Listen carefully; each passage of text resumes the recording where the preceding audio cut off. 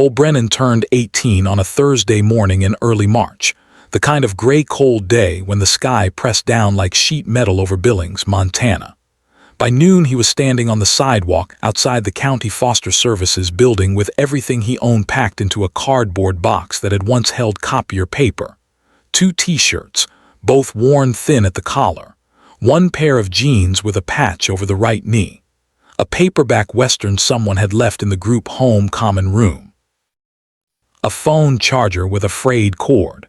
That was the sum total of his possessions after 10 years moving through the system. The social worker who walked him out had kind eyes but the exhausted posture of someone who had seen this scene play out too many times. She handed him a manila envelope, thicker than he expected, and touched his shoulder briefly. "Good luck out there, Cole. This came through probate last week. Your caseworker wanted to make sure you got it on your birthday." Cole looked down at the envelope. The return address was from a law office in a town he had never heard of, somewhere out in the rural parts of the state. Inside, he found a short legal notice typed on official letterhead and a name he had not heard spoken aloud in 10 years. James Brennan, his grandfather, the man who Cole believed had walked away from him when he was 8 years old, right after his father died. According to the document, James Brennan had passed away 3 months earlier in December. He had left his entire estate to his only grandson. Cole sat on the bus stop bench and read the inventory twice. 1 workshop building described as a garage and storage facility located on County Road 47 approximately 12 miles outside the town of Shepherd, Montana. 25 acres of land, mostly undeveloped, described as dry grassland with minimal improvements. No bank accounts listed. No vehicles. No life insurance. Just a building and some dirt in the middle of nowhere. He almost laughed. 10 years of silence, and this is what his grandfather left him. Not an apology, not an explanation. Just a falling down garage on a patch of worthless land 2 hours from anywhere that mattered. But it was something, and something was more than he had yesterday. 3 days later, Cole stood in the gravel parking lot of a Greyhound station in Billings with his cardboard box and a duffel bag he had bought at Goodwill for $7.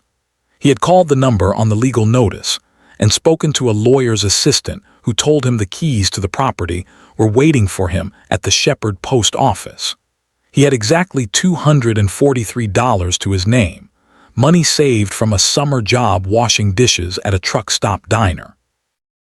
He bought a one-way ticket south and watched the city fall away through the smudged bus window. The landscape outside turned empty fast. Billings gave way to flat stretches of brown grassland, the kind of country that looked like it had been baked dry and then forgotten. Coulees cut through the plains like old scars. Cottonwood trees clustered near invisible creeks. Every 10 miles or so, a ranch house sat alone against the horizon, metal roofs glinting in the pale sunlight. This was the Montana that nobody put on postcards. This was the Montana that bred hard men and harder winters. Cole got off the bus in Shepherd just after 2 in the afternoon. The town consisted of a post office, a gas station with 2 pumps, a diner with a faded sign that read Earl's Place, and maybe 20 houses scattered along a grid of streets that looked like they had been drawn with a ruler and then abandoned. The wind came straight across the plains without anything to stop it, carrying the smell of dust and diesel fuel. He walked to the post office, a small brick building with an American flag snapping on a pole out front. The woman behind the counter looked at him like she had been expecting someone older. "You must be Cole Brennan." She slid a large envelope across the counter. "Your grandfather's lawyer said you would be coming by. There are keys in there and directions to the property. I'm sorry for your loss." Cole nodded and took the envelope. He wanted to say he had already lost his grandfather a long time ago, but there was no point in explaining that to a stranger. "Thank you, ma'am." The directions were handwritten on a piece of notebook paper. Take County Road 47 east for 8 miles. Look for the old railway crossing marker on the south side. Property is 200 yards past that on the left. Workshop has a green metal roof, hard to miss. Cole did not have a car. He walked back to the gas station and asked if anyone was heading east on 47. The attendant, a young guy with grease under his fingernails, looked him over and shrugged. "Not today, man. You could try the diner. Earl knows everybody."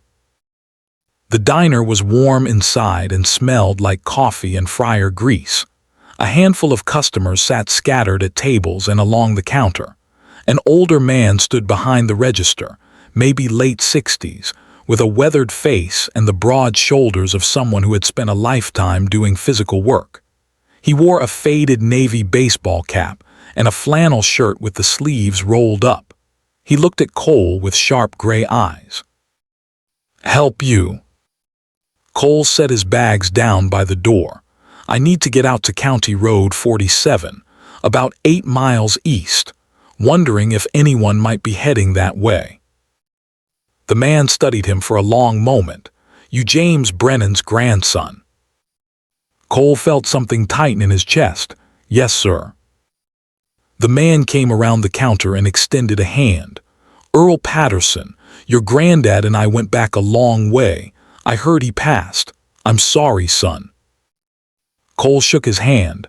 The grip was firm, calloused. "Thank you." Earl looked at the bags, at the envelope with the keys, and seemed to understand the whole situation in a glance. "You trying to get to the old workshop?" "Yes, sir." Earl pulled a key ring from his pocket. "I close up here at 4. I can run you out there if you want to wait an hour. Get yourself some coffee. On the house."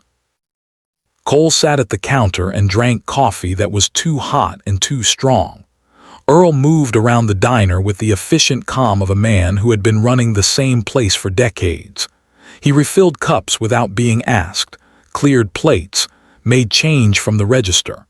Every so often he would glance at Cole like he was trying to decide something. At 4 o'clock, Earl flipped the sign on the door to closed and led Cole out to a pickup truck that had seen better days. They drove east on County Road 47 in silence for the first few miles. The land stretched out on both sides, empty and gold in the late afternoon light. Cole could see the dark line of the old railway grade running parallel to the road, the rails long gone but the raised bed still visible like a scar across the prairie. Earl finally spoke. "Your granddad was a good man, stubborn as hell but good." Cole did not know what to say to that. "I barely remember him." Earl nodded. "James had his reasons for the things he did. I won't speak for him, but I will say this. He loved your father, and when your father died, something broke in James. He was never the same after that." Cole looked out the window. "My father died in a car accident. I was 8. Earl's jaw tightened. "I know. I was at the funeral." They drove another mile in silence. Then Earl pointed. "There. That's the railway crossing marker. Your property is just up ahead." Cole saw it. A small green metal roof rising above the scrub grass and sagebrush. As they got closer, the details came into focus. The building was maybe 40 feet long and 20 feet wide, a simple rectangular structure with walls made of weathered wood siding and a foundation of stacked railroad ties. The green metal roof was streaked with rust. Windows lined one side, most of them cracked or missing panes entirely. A heavy wooden door hung slightly crooked on its hinges. Behind the building, the land rose gently toward a low ridge. In the distance, Cole could see the dark line of the old railway grade cutting across the property. There were no other structures, no power lines, no well house. Just the workshop sitting alone on the empty prairie like something left behind and forgotten. Earl pulled the truck up next to the building and killed the engine. He sat there for a moment, looking at the workshop with an expression Cole could not read. "Your granddad spent a lot of time out here. Last 10, 15 years especially. Folks in town thought he was losing his mind." Cole opened the truck door. "Why?" Earl shook his head. Like I said, I won't speak for him, but if you find anything that doesn't make sense, you come talk to me. James and I worked the railway together for 20 years. I might be able to help. Cole took his bags and walked to the workshop door. The key from the envelope slid into the lock but took some force to turn. The door scraped open with a sound like something in pain. He stepped inside. The interior was dim, lit only by the failing light through the broken windows. Dust hung in the air, thick enough to see. The space was cluttered with the remnants of a life spent working with tools and machinery. A heavy workbench ran along one wall, its surface scarred and stained. Metal shelves held coffee cans full of nuts and bolts, coils of wire, old brake parts from vehicles that probably did not exist anymore. A pegboard on the wall displayed hand tools, most of them covered in a layer of grime. But there were other things too, things that did not fit with a simple mechanic's workshop. In one corner, Cole saw surveying equipment, a theodolite on a wooden tripod, its brass fittings tarnished green, measuring chains coiled on hooks, a surveyor's level in a cracked leather case. On the wall hung a large topographical map of the area, yellowed with age, covered in pencil marks and notations Cole could not decipher. And along the back wall, stacked neatly despite the general disorder, were wooden crates. Cole walked over and examined them. They were old railway crates, the kind that might have held tools or parts. Each one was marked with stenciled numbers. Section 1, Section 2, Section 3, all the way up to Section 12. He opened the lid of the first crate. Inside, packed in old newspaper, were railroad spikes. Dozens of them, heavy iron spikes darkened with age and rust. Cole had no idea why anyone would save old spikes. He closed the lid and moved to the next crate. More spikes. And the next. More spikes. It made no sense. On the workbench he found an old railway lantern, the kind that burned kerosene. Unlike everything else in the workshop, this lantern had been polished. The glass was clean. The brass fittings gleamed softly in the dim light. Someone had taken care of this object while letting everything else gather dust. Cole set his bags down and sat on an old wooden stool. He looked around at this strange inheritance. A falling-down building full of junk and mysteries. 25 acres of empty land. No money. No explanation. Just silence and dust and the wind rattling the loose metal roof. He heard Earl's truck start up outside and drive away. The sound faded into the distance until there was nothing but the wind and the creak of old boards. Cole pulled out his phone. No signal. Of course not. He was miles from anywhere, sitting in a building that time had forgotten, trying to figure out what his grandfather had been thinking. The light was fading fast. Cole found a battery-powered lantern on one of the shelves and switched it on. The harsh LED light pushed back the shadows. He started clearing space, moving broken equipment and trash into piles. The work was mindless but necessary. If he was going to spend the night here, he needed room to sleep. As he worked, he found more odd things. A wooden box filled with soil samples in glass jars, each labeled with dates and locations. A filing cabinet with drawers full of paperwork, most of it too faded to read in the dim light. A calendar from 2019 still hanging on the wall, turned to December, with several dates circled in red marker. Near the back of the workshop, tucked behind the crates of railway spikes, Cole found something else. A small metal box, maybe a foot square, sitting on a shelf. It was locked with a simple padlock, the kind you could buy at any hardware store. Cole looked around for a key but found nothing. He considered breaking the lock but decided to wait. There had to be a key somewhere. He was moving the crates to clear floor space when one of them shifted wrong and tipped. Railway spikes spilled across the concrete floor with a sound like metal rain. Cole swore and started gathering them up. As he picked up one spike near the back of the spill, he noticed something different about it. This spike was heavier than the others, and instead of the dark iron color, it had a bronze or brass tone to it. He held it up to the lantern light, definitely brass, and when he looked closer at the head of the spike, he saw something that made him stop. There was threading visible where the head met the shaft. This spike had been machined. It unscrewed. Cole gripped the head and twisted. It took some force, but the head began to turn. After several rotations, it came free in his hand. The shaft was hollow. Inside the hollow chamber, wrapped in oiled cloth, was a small brass key and a folded piece of paper. His hands were shaking slightly as he unwrapped the cloth.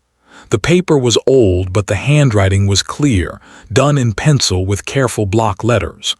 At the top it read, "Mile marker 47, 200 yards east, 6 feet down." Below that was a note. "If you found this, you're smarter than I gave you credit for. Keep looking. The answer is in the earth." Cole read it 3 times. Mile marker 47. He had seen that marker on the drive-in with Earl. It was right at the edge of his property, where the old railway grade crossed onto his land. He looked at the brass key. Small, old-fashioned, the kind that might open a padlock or a small box. He thought about the locked metal box he had found on the shelf. He walked over and tried the key. It slid in smoothly and turned. The lock popped open. Inside the box was another note, this one longer, written on the same kind of paper.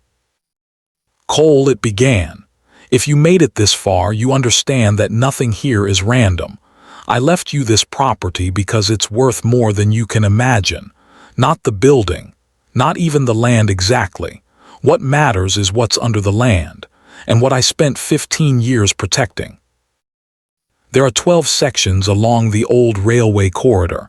I marked each one, documented each one, secured the rights to each one. But the richest section, the one that matters most, is right here, on your property. I know you probably have questions. I know you probably think I abandoned you. I didn't. I sent you away to keep you safe. After your father died, I knew they would come after anyone who got in their way. You were just a boy. I couldn't risk them using you to get to me. Everything I did to give you options, to give you leverage, to give you a future I never had. The coordinates on that paper will lead you to the first cache. What you find there will explain everything. But be careful. The people who want this land are patient and they have resources.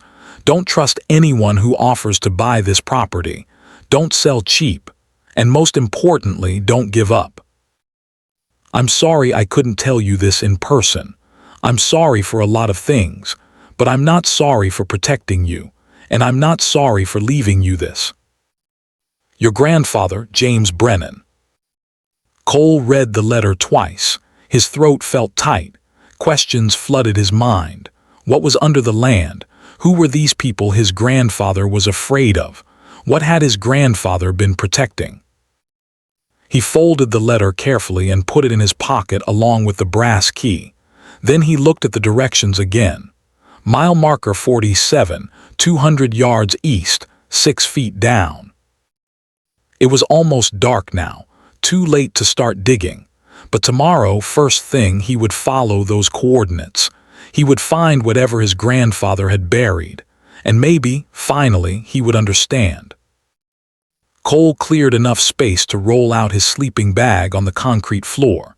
He ate a granola bar from his bag and drank water from a bottle he had filled at the gas station. The wind outside had picked up and the old building groaned and settled around him. Every sound felt amplified in the darkness. Every shadow seemed to move.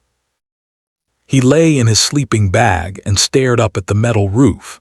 Somewhere out there in the darkness was a secret his grandfather had kept for 15 years. Somewhere out there was the answer to why James Brennan had pushed everyone away and spent his final years alone in this workshop, surrounded by railway spikes and surveying equipment and mysteries. Cole thought about his father, who had died when Cole was 8. He tried to remember his face, but the memory was blurred now. worn smooth by time. He remembered his father had laughed a lot. He remembered feeling safe. And then one day his father was gone and his grandfather was distant and cold, and then his grandfather was gone too, and Cole was alone. Except he was not alone anymore. His grandfather had left him something, not money, not comfort, but something else. A puzzle, a challenge, a test. Cole pulled the letter from his pocket and read it one more time by the light of his phone. Your grandfather, James Brennan. The signature was shaky but firm. The handwriting of a man who had made his decision and would not be moved from it. Sleep came slowly. When it finally arrived, it was thin and restless, full of dreams about digging in the dark earth and finding things that should have stayed buried. Cole woke to pale sunlight streaming through the broken windows. His back ached from sleeping on concrete. His breath misted in the cold morning air. He ate another granola bar and drank the last of his water. Then he gathered what he would need. A shovel he found leaning against the wall, the paper with coordinates, the brass key, though he was not sure yet what it would open. He walked out into the morning. The land stretched away in all directions, empty and quiet. The only sound was the wind moving through the dry grass. He oriented himself and started walking east, counting his paces, watching for the railway marker. He found it after about 5 minutes. A small concrete post set into the ground, the numbers 47 still visible though worn by decades of weather. From here he paced off 200 yards, trying to stay in a straight line. The ground was uneven, dotted with sagebrush and scattered rocks. When he reached what he estimated was 200 yards, he stopped and looked around.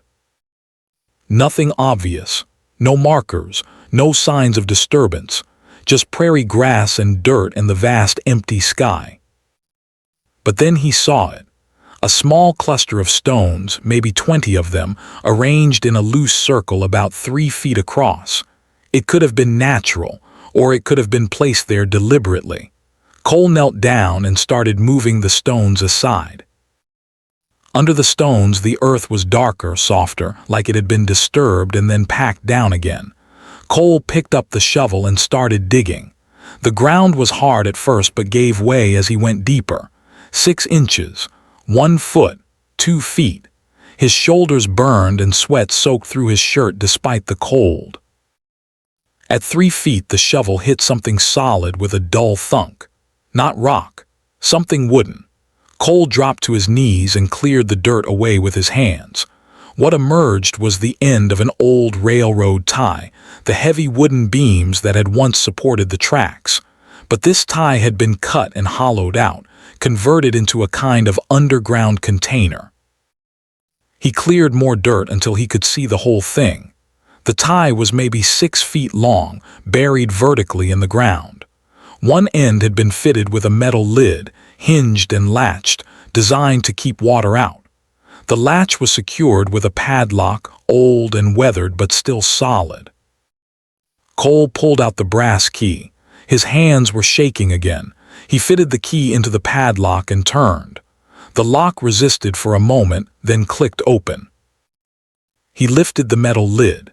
Inside the hollowed-out railroad tie, wrapped in multiple layers of oiled canvas, was a leather-bound book, a ledger. Cole lifted it out carefully and unwrapped the canvas. The leather was old and worn, but the book was intact.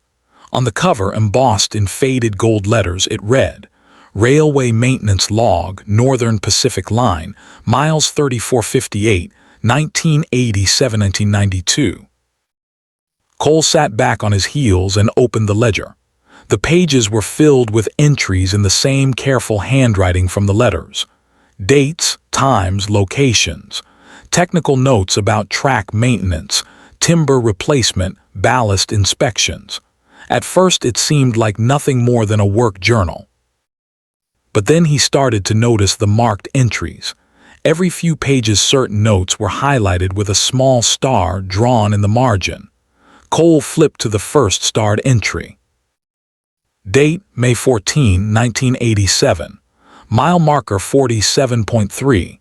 Excavation for new drainage culvert. Encountered unusual soil composition at depth of 8 feet. Gray-green clay matrix with crystalline inclusions. Collected sample for analysis. Forwarded to company geologist per protocol. Cole kept reading. There were more starred entries, all from the same section of track, all describing similar findings. Unusual soil, mineral deposits, crystalline formations. Each entry noted that samples had been collected and sent for analysis. Then, dated September 1987, a longer entry, received preliminary assay report from company geologist. Samples from mile markers 4748 contained significant concentrations of lithium carbonate and associated rare earth elements. Estimated grade 2.1% lithium oxide. This is high-grade material, commercially viable at current market prices. Report marked confidential. Instructed not to discuss with anyone outside management. Cole's breath caught. Lithium. He knew that word. It was in batteries, electric car batteries, power grid storage. It was valuable, very valuable. He turned the page. The entries continued. More samples, more assay reports. And then an entry dated November 1987, met with district supervisor and company legal counsel. Informed that mineral discovery is proprietary company information. Offered compensation of $10,000 to sign non-disclosure agreement and cease documentation. Declined. Was told this was not optional. The next entry was dated 2 weeks later. Terminated from employment effective immediately. Cause listed as insubordination and breach of confidential protocols. Escorted from property. Personal tools confiscated pending legal review. Cole read on. The entries shifted from work logs to something else. A record of resistance. James Brennan documented everything that happened next. The harassment, the lawsuits, the pressure. And slowly, carefully, his grandfather's plan took shape in the pages of this ledger. Purchase of land along railway corridor began January 1988. First parcel, 8 acres at mile marker 46, acquired at county tax sale. Second parcel, 12 acres at mile marker 47, purchased from estate sale June 1988. By 1995, James Brennan owned a total of 25 acres, carefully assembled piece by piece, all of it sitting directly over the richest part of the lithium deposit. The ledger showed filed mineral rights claims, legal opinions, survey data. James Brennan had spent years building a legal fortress around this land, and he had documented every step. Cole sat in the dirt next to the open hole with the ledger in his lap. The morning sun was warm on his face, but he felt cold inside. His grandfather had not been crazy. He had not been digging randomly into the earth.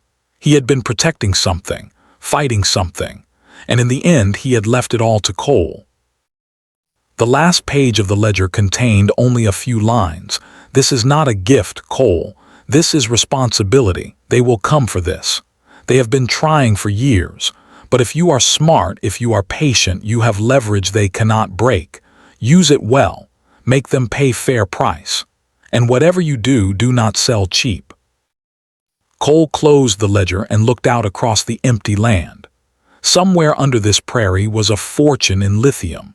And his grandfather had spent the last 15 years of his life making sure that when the time came, his grandson would control it. He heard the sound of an engine in the distance. A vehicle was coming up County Road 47. Cole stood and shaded his eyes against the sun. A black sedan, expensive-looking, out of place on this rural road. It slowed and turned onto the dirt track leading to the workshop. Cole watched it approach. The car stopped near the building and a man stepped out. He was maybe 50 years old, dressed in dark slacks and a button-down shirt, no tie, professional, polished, completely wrong for this setting. He walked toward Cole with the confident stride of someone used to getting what he wanted. Cole stood there holding the old ledger, dirt on his clothes, sweat cooling on his skin. The man stopped a few feet away and smiled. It was a practiced smile, professional and empty. "You must be Cole Brennan. I'm Richard Hastings. I represent Cornerstone Development Group." He extended his hand. Cole shifted the ledger to his left hand and shook. The grip was firm but brief, a businessman's handshake. Richard glanced at the open hole, at the shovel, at the railroad tie container, but his expression did not change. "I heard you inherited this property from James Brennan. I wanted to introduce myself and discuss a business opportunity that might interest you." Cole said nothing. He waited. Richard seemed untroubled by the silence. He looked around at the empty land, at the workshop with its rusting roof, at the dry grass stretching to the horizon. "Not much out here, is there? I imagine you're wondering what to do with a place like this. No utilities, no water, no real value as residential or agricultural property." He paused, then continued. "That's where we come in. Cornerstone is planning a heritage railway restoration project through this area. Tourism, historical preservation, that sort of thing. We've been acquiring properties along the old railway corridor. Your land happens to sit in a key position for the project." Cole kept his face neutral. "What kind of position?" Richard smiled again. "Right-of-way access, primarily. We need continuous ownership along certain sections to make the project viable. Your 25 acres fill an important gap in our holdings." "How much?" Richard did not hesitate. $12,000. Cash. We can close within 48 hours. Save you all the hassle of taxes, maintenance, legal complications. Clean transaction." Cole thought about the ledger in his hands, about the words written inside. "They will come for this. Do not sell cheap." He looked at Richard Hastings and saw something in the man's eyes. Not desperation exactly, but urgency. A need he was trying to hide behind professional courtesy. "Why didn't you buy this from my grandfather?" Richard's smile tightened just slightly at the edges. "We tried. Mr. Brennan was difficult to work with. He had some unusual ideas about the property's value. We were never able to reach an agreement." Cole nodded slowly. "I need time to think about it." "Of course." Richard reached into his pocket and pulled out a business card. "Take all the time you need. But I should mention the offer is time-sensitive. We have development timelines to consider. The longer you wait, the less flexible we can be on price." He handed Cole the card. "Call me when you're ready to talk. I think you'll find this is the best offer you're likely to get for land like this." Richard walked back to his car, got in, and drove away. The dust from his tires hung in the air for a long moment before the wind carried it off. Cole stood there with the ledger and the business card. $12,000. For someone who had $200 to his name yesterday, that was a fortune. It could change everything. Get him an apartment, a car, a start somewhere.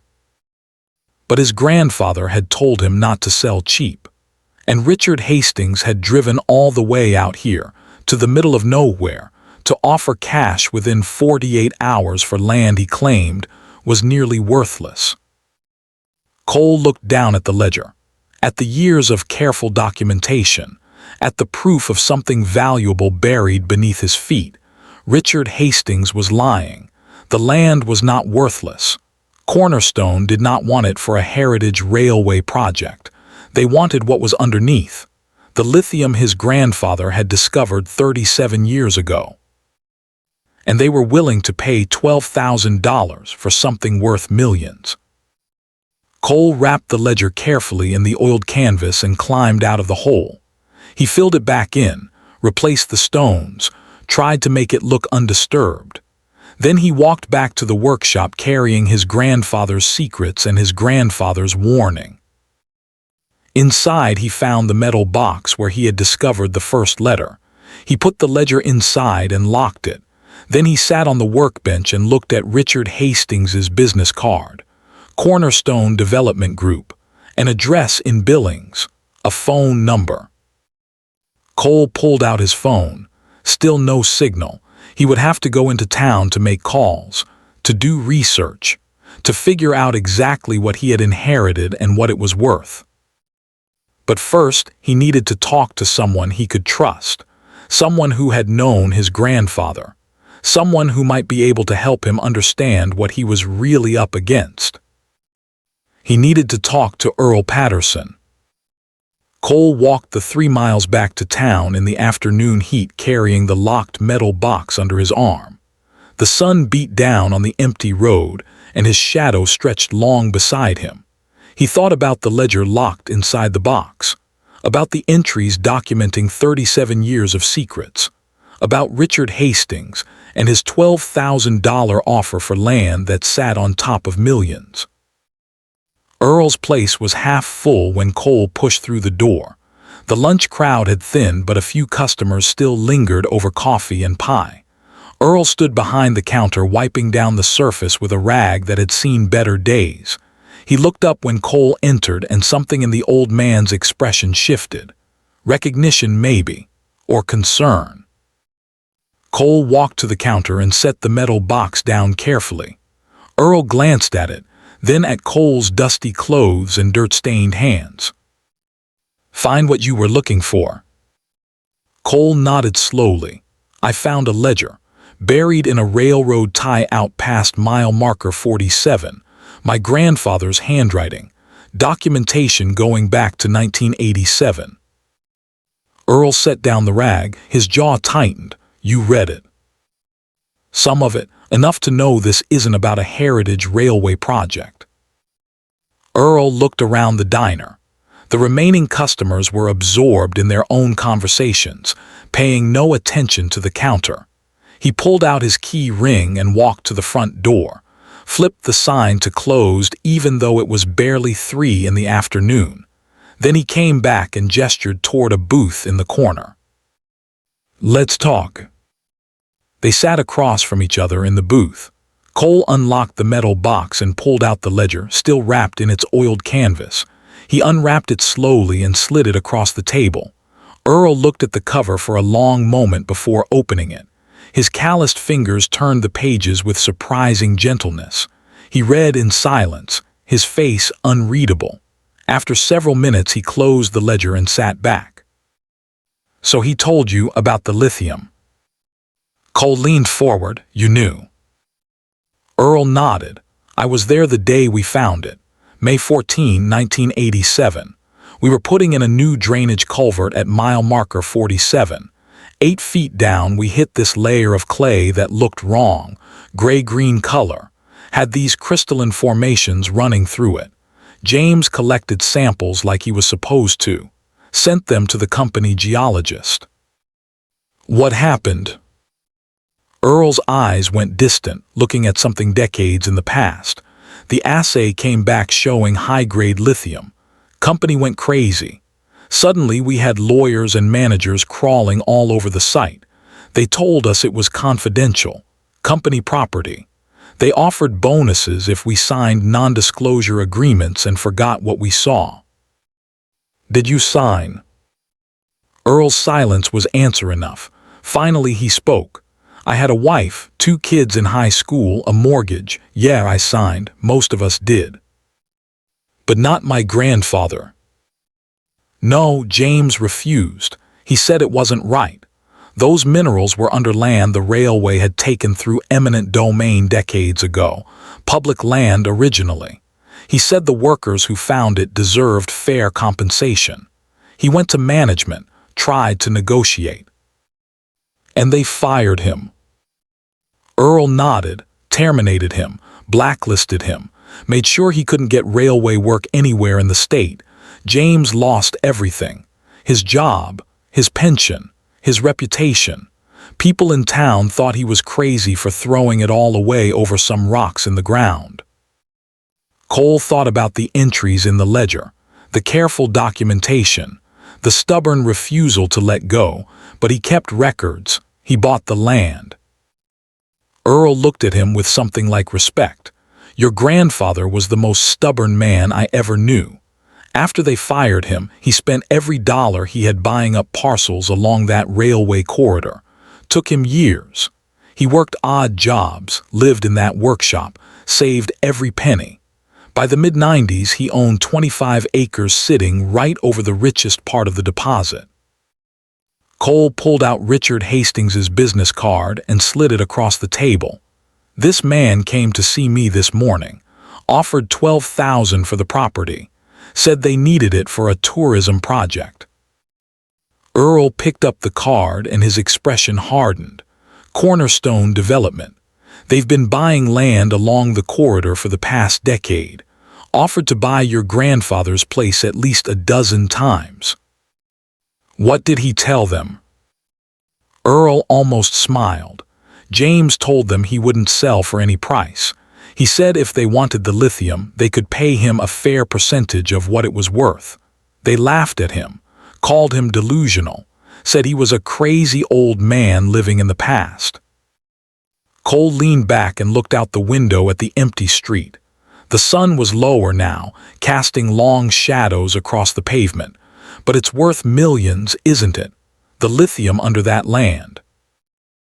Earl met his eyes. More than that, son. Lithium is the new gold. Electric cars, power grid storage, electronics. The world runs on lithium now. A high-grade deposit like that, surface accessible in the United States. You're talking tens of millions, maybe more. So why did they offer me $12,000? Because they think you're desperate. 18 years old, no money, no prospects. They think you'll jump at any offer that gets you out of here. And they're probably right about most kids in your situation. Cole felt something harden in his chest. I'm not most kids. No, Earl studied him for a long moment. You're James Brennan's grandson. That means something. Cole gathered up the ledger and wrapped it carefully. I need to understand exactly what I have. The ledger mentions 12 sections, verified sites. What does that mean? Earl stood and walked to the window. He looked out at the street, his hands in his pockets. Your grandfather spent 15 years surveying that entire railway corridor, every section where they'd done deep excavation during his time as foreman. He documented the mineral content, filed legal claims, secured rights where he could. The 12 sections are the 12 richest deposits he identified. How much of it does my land cover? Earl turned back. Your 25 acres sits directly over Section 7, the richest section of all, but there's more to it than that. James didn't just own the surface land. He filed mineral rights claims, established easements, built a legal framework that makes it nearly impossible to extract anything from those sections without his permission. Your permission now. Cole thought about the entries in the ledger, the careful planning, the years of patient work. My grandfather built a trap. More like a fortress. Earl came back to the booth and sat down. But here's what you need to understand. The people trying to buy that land, they're not small time. Cornerstone is a front company. They're owned by Voltec Resources, one of the biggest lithium mining corporations in the world. They've been buying up land along that corridor for years. They've invested millions already. But without your land, without Section 7, their whole operation is compromised. Why? Because the geology doesn't work without it. The deposit runs in a continuous vein. You can't just skip over one section and mine around it. You need the whole corridor, and you own the keystone. Cole felt the weight of what Earl was telling him. How much do you think it's really worth? Earl was quiet for a moment. Then he said, if they develop that corridor properly, extraction rights alone could be worth 50, 60 million over the life of the mine. Your share, if you negotiated smart, could be anywhere from 5 to 20 million depending on the deal. The numbers felt unreal. Cole had never thought in terms like that. Last week he had been washing dishes for minimum wage. Now he was sitting in a diner in the middle of nowhere talking about millions of dollars. There has to be more to the story. Cole tapped the ledger. My grandfather mentions my father in here. Says he died before he could help fight the railway company. What happened to my dad? Earl's face went still. He looked down at his hands. That's a hard thing to talk about. I need to know. Your father was a good man, smart. He was going to law school in Missoula. James was so proud of him. The plan was for David to become a lawyer and help James fight for the mineral rights, make everything legal and official. What happened? Earl took a long breath. David died in a car accident in 2014. Single vehicle crash on Highway 3 outside Billings.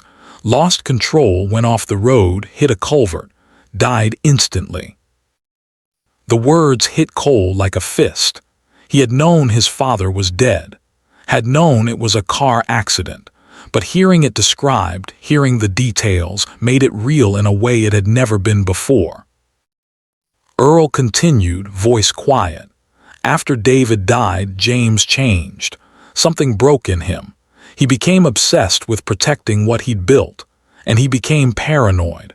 Started talking about how the railway company might have had something to do with the accident. Most people thought grief had made him unstable. Did you think that? Earl met his eyes. I didn't know what to think. The accident was investigated. Police found nothing suspicious, but James never believed it. He said David had been asking too many questions, digging into the company's records. He said they killed his son to keep him quiet. Cole felt cold. And me? What happened to me after my father died? You were 8 years old. James kept you for a few months, but then he put you in the foster system. Told social services he couldn't care for you properly. People thought he was just too grief-stricken, too broken. But now, looking at all this, I wonder if James was trying to protect you, keep you away from all of it until you were old enough to handle it. Cole thought about the 10 years he had spent moving through foster homes, the loneliness, the anger at a grandfather who had abandoned him. And now, sitting in this booth with the ledger in front of him, he understood. James Brennan had not abandoned his grandson. He had hidden him, kept him safe while he built something that could not be taken away. I need to see the rest of it. Cole stood and picked up the metal box. The ledger mentions other caches, other sections. I need to find them. Earl stood as well. Be careful, Cole. These people, Voltec, they've been patient for years, but patience has limits. If they realize you know what you have, if they understand you're not going to sell cheap, they'll escalate. What does that mean? It means they'll use every legal tool they have. Taxes, regulations, pressure. They'll make it expensive and painful to hold onto that land. And you're 18 with no resources. They know that. Cole thought about Richard Hastings and his professional smile, his casual confidence. Then I need to move fast, figure out exactly what I have before they can react. Earl nodded. Your grandfather left instructions. If those coordinates led you to the first cache, there will be others. James was methodical. He would have left you everything you need to understand the full picture. Cole walked to the door, then turned back. Why are you helping me? You signed their NDA. You took their money. Why risk it now? Earl was quiet for a long moment. Because I've lived with that decision for 37 years. I chose security over principle. I chose to stay silent while they destroyed a good man's life. Maybe this is my chance to make it right. The afternoon was fading into evening when Cole walked back to the workshop. He thought about his grandfather James, working alone in that building for 15 years. Digging, planning, preparing, building something that would outlast him. It was an act of faith, really. Faith that someday his grandson would be smart enough and strong enough to finish what he had started. Back at the workshop, Cole lit the battery lantern and spread the ledger open on the workbench. He read more carefully now, looking for patterns, looking for the next clue. The entries about the 12 sections were marked with small symbols in the margins: triangles, circles, squares. At first they seemed random, but as Cole studied them, he realized they corresponded to locations. The triangle marked Section 7, his land. The circle marked Section 6, just to the west. The square marked Section 8, to the east. He flipped through the pages looking for more symbols. Found a notation near the back. Survey markers placed April 1995. Triangle, mile marker 47.2. Circle, mile marker 46.8. Square, mile marker 47.6. Below that, in smaller writing, documents secured in standard containers. Same pattern, same depth. Cole understood.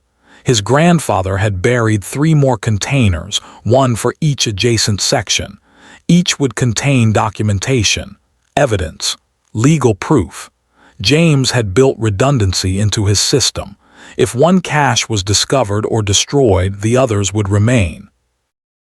It was too dark to dig now, but in the morning he would follow the pattern. Find the circle first, then the square. Piece together the full picture of what his grandfather had built. He ate a can of beans cold and drank water from a jug he had filled at the gas station. Then he lay in his sleeping bag and read more of the ledger by lantern light. The entries from the late 1990s showed James working multiple jobs: construction, farm labor, odd mechanical work. Every entry included a notation about money saved. $30 here, $50 there. All of it going toward land purchases and filing fees for mineral claims. In 2014, shortly after Cole had gone into foster care, the entries changed tone. They became less about day-to-day survival and more strategic. James had started researching mining law, environmental regulations, property rights. He had taught himself enough legal framework to build protections around his land. Deed restrictions that required environmental assessments before any excavation. Easement agreements that gave him veto power over mineral extraction. Contract language that mandated revenue sharing. It was brilliant in its way. James Brennan had no formal education beyond high school, but he had spent a decade turning himself into an expert on the exact laws and regulations that governed his situation. And he had used that knowledge to create a legal maze that would take Vault-Tec years and millions of dollars to navigate. Cole found an entry from 2017 that made him stop. Filed formal complaint with Department of Interior regarding concealment of mineral discovery on public lands by Northern Pacific Railway Company, predecessor to Vault-Tec Resources. Complaint documents illegal non-disclosure of commercially significant mineral deposits found during federally subsidized railway maintenance operations 1987-1992. Statute of limitations for fraud and concealment, ongoing due to continuing violation doctrine.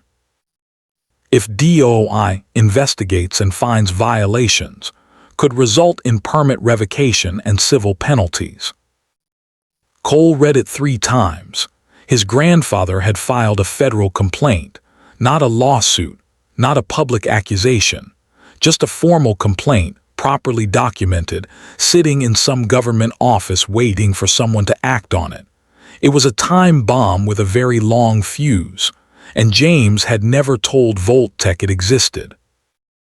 That was the real leverage, not just the land, not just the mineral rights, but the threat of federal investigation.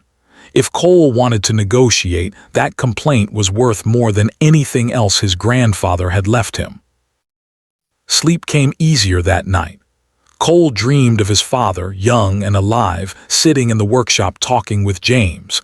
In the dream they were planning something, building something. And when Cole woke in the gray dawn light, he felt like he was part of that plan now, part of something bigger than himself.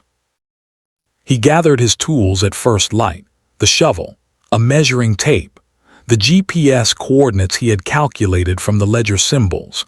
The walk to mile marker 46.8 took 20 minutes across rough ground.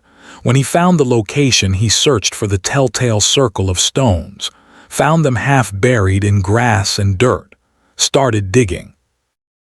This burial was shallower than the first, only 4 feet down.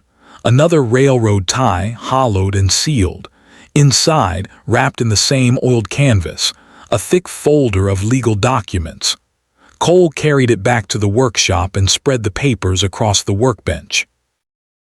Mineral rights filings from 1994 through 2002, all properly notarized, properly recorded with the county.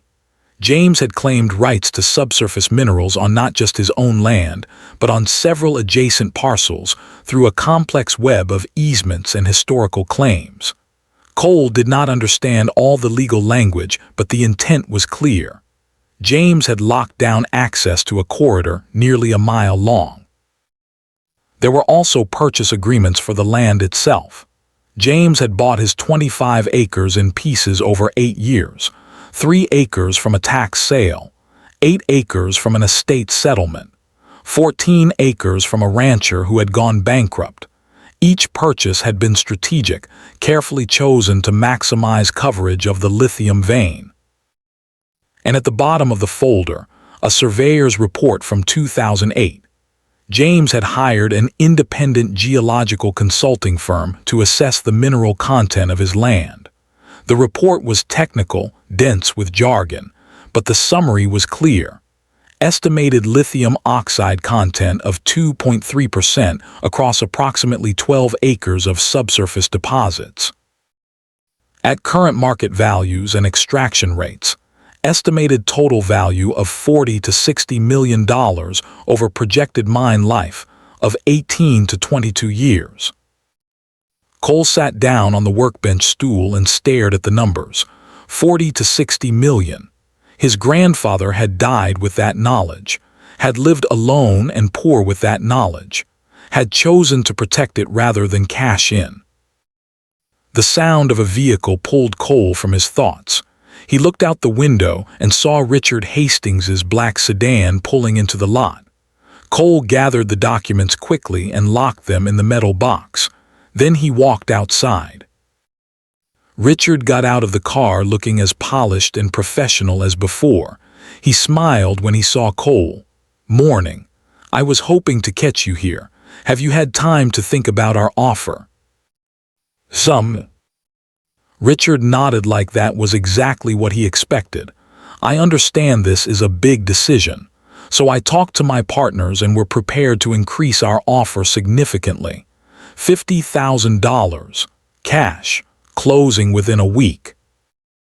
The number was more than 4 times the original offer. For most people it would be life-changing money. Richard was watching Cole carefully, trying to gauge his reaction. Cole kept his face neutral. "Why the increase?" Richard shrugged. "We want to move forward with the project. Your property is important to our timeline. We're willing to pay a premium to expedite things." "What exactly is this project?"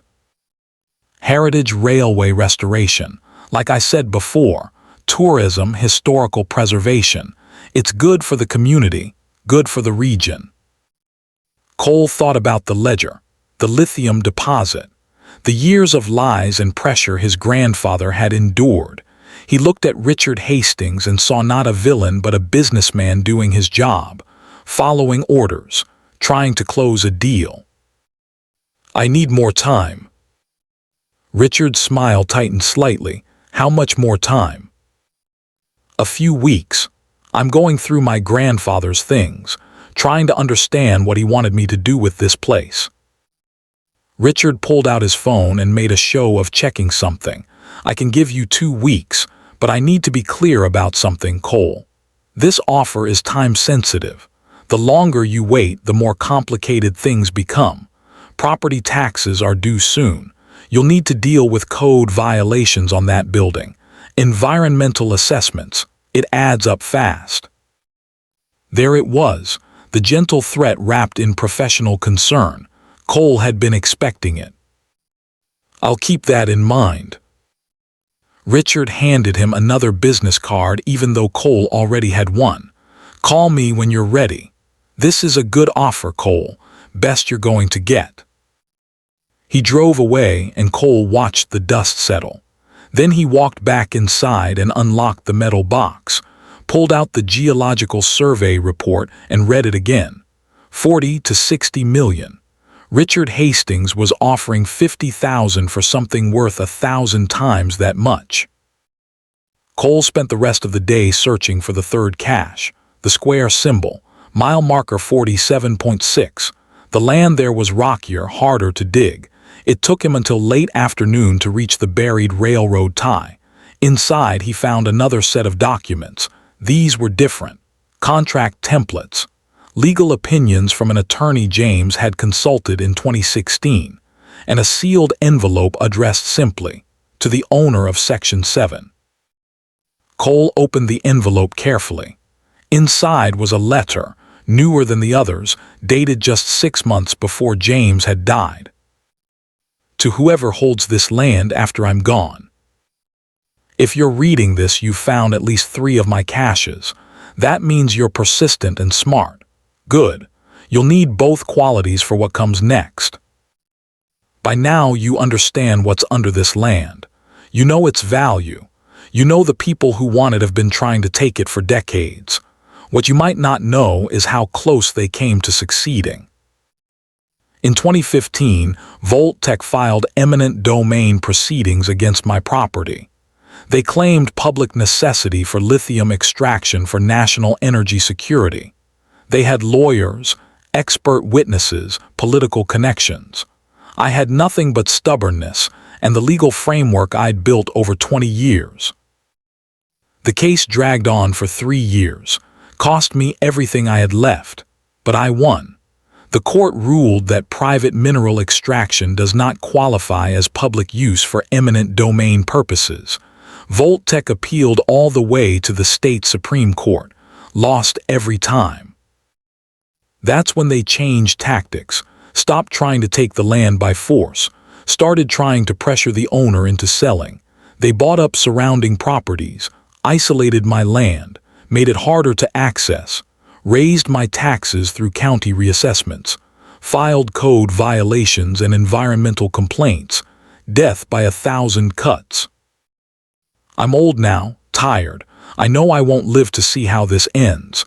But I made sure you have the tools to fight. Everything is documented. Everything is filed properly. Everything is legal and defensible. You have 3 choices. 1. Sell cheap and walk away. Take whatever they offer and start a new life somewhere else. I won't judge you for that. Sometimes survival matters more than principle. 2. Hold the land and wait. The value only increases with time. Lithium demand is growing. Eventually, they'll have to meet your price, but this requires patience and resources you might not have. 3. Fight smart. Use what I've built to negotiate from strength. The federal complaint, the legal protections, the documentation of their tactics. Make them pay fair value or walk away with nothing. Whatever you choose, know this. I didn't leave you this burden out of spite or revenge. I left it because I believe you deserve the choice I never had. The choice to determine your own future. To stand up to people who think they can take what they want because they have more money and more power. Your grandfather, James Brennan. Cole read the letter twice. Then he sat in the gathering darkness and thought about choices. About his father who had died too young. About his grandfather who had died alone fighting a battle that seemed impossible to win. About himself, 18 years old with nothing but a cardboard box of belongings and a plot of land worth millions. The smart choice was obvious. Take the money and run. $50,000 was more than he had ever imagined having. It could change his life, get him educated, give him a start. But sitting there in his grandfather's workshop, surrounded by the evidence of a lifetime spent fighting for something that mattered, Cole understood that some things were more valuable than money. Some fights were worth fighting even when the odds seemed impossible. He pulled out his phone and saw that he finally had a signal, weak but present. He opened the browser and started researching. Voltech resources, cornerstone development, lithium mining, federal mineral rights law. He read for hours, taking notes, building his understanding. By midnight, he had learned enough to know that his grandfather was right. The legal framework James had built was solid. The documentation was thorough, and the federal complaint was still active, still sitting in some Department of Interior filing cabinet waiting for review. Cole had leverage, real leverage, the kind that corporations with billions of dollars had to respect. But Earl was right too. Voltech would not give up easy. They had already invested years and millions into acquiring the land along that corridor. They needed Section 7. Without it, their entire operation was compromised.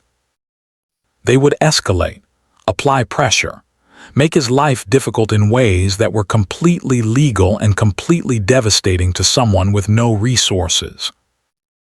Cole needed to move faster than they expected, needed to understand the full picture before they realized he was not going to fold.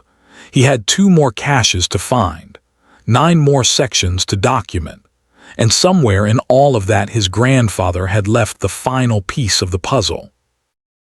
He fell asleep at the workbench with his phone still in his hand, dreaming of lithium veins running through dark earth like silver threads, connecting past to future, grandfather to grandson, lost to redemption. Cole woke to the sound of a vehicle pulling into the gravel lot. Morning light was just starting to filter through the broken windows of the workshop. He sat up in his sleeping bag, disoriented for a moment, then remembered where he was. The cardboard box with his few possessions sat in the corner. The metal box with his grandfather's ledger rested on the workbench. This falling down building in the middle of nowhere was the closest thing he had to a home. He stood and looked out the window, a county vehicle, white with official markings. A woman in a dark blazer got out carrying a clipboard and an envelope. She walked to the workshop door and knocked.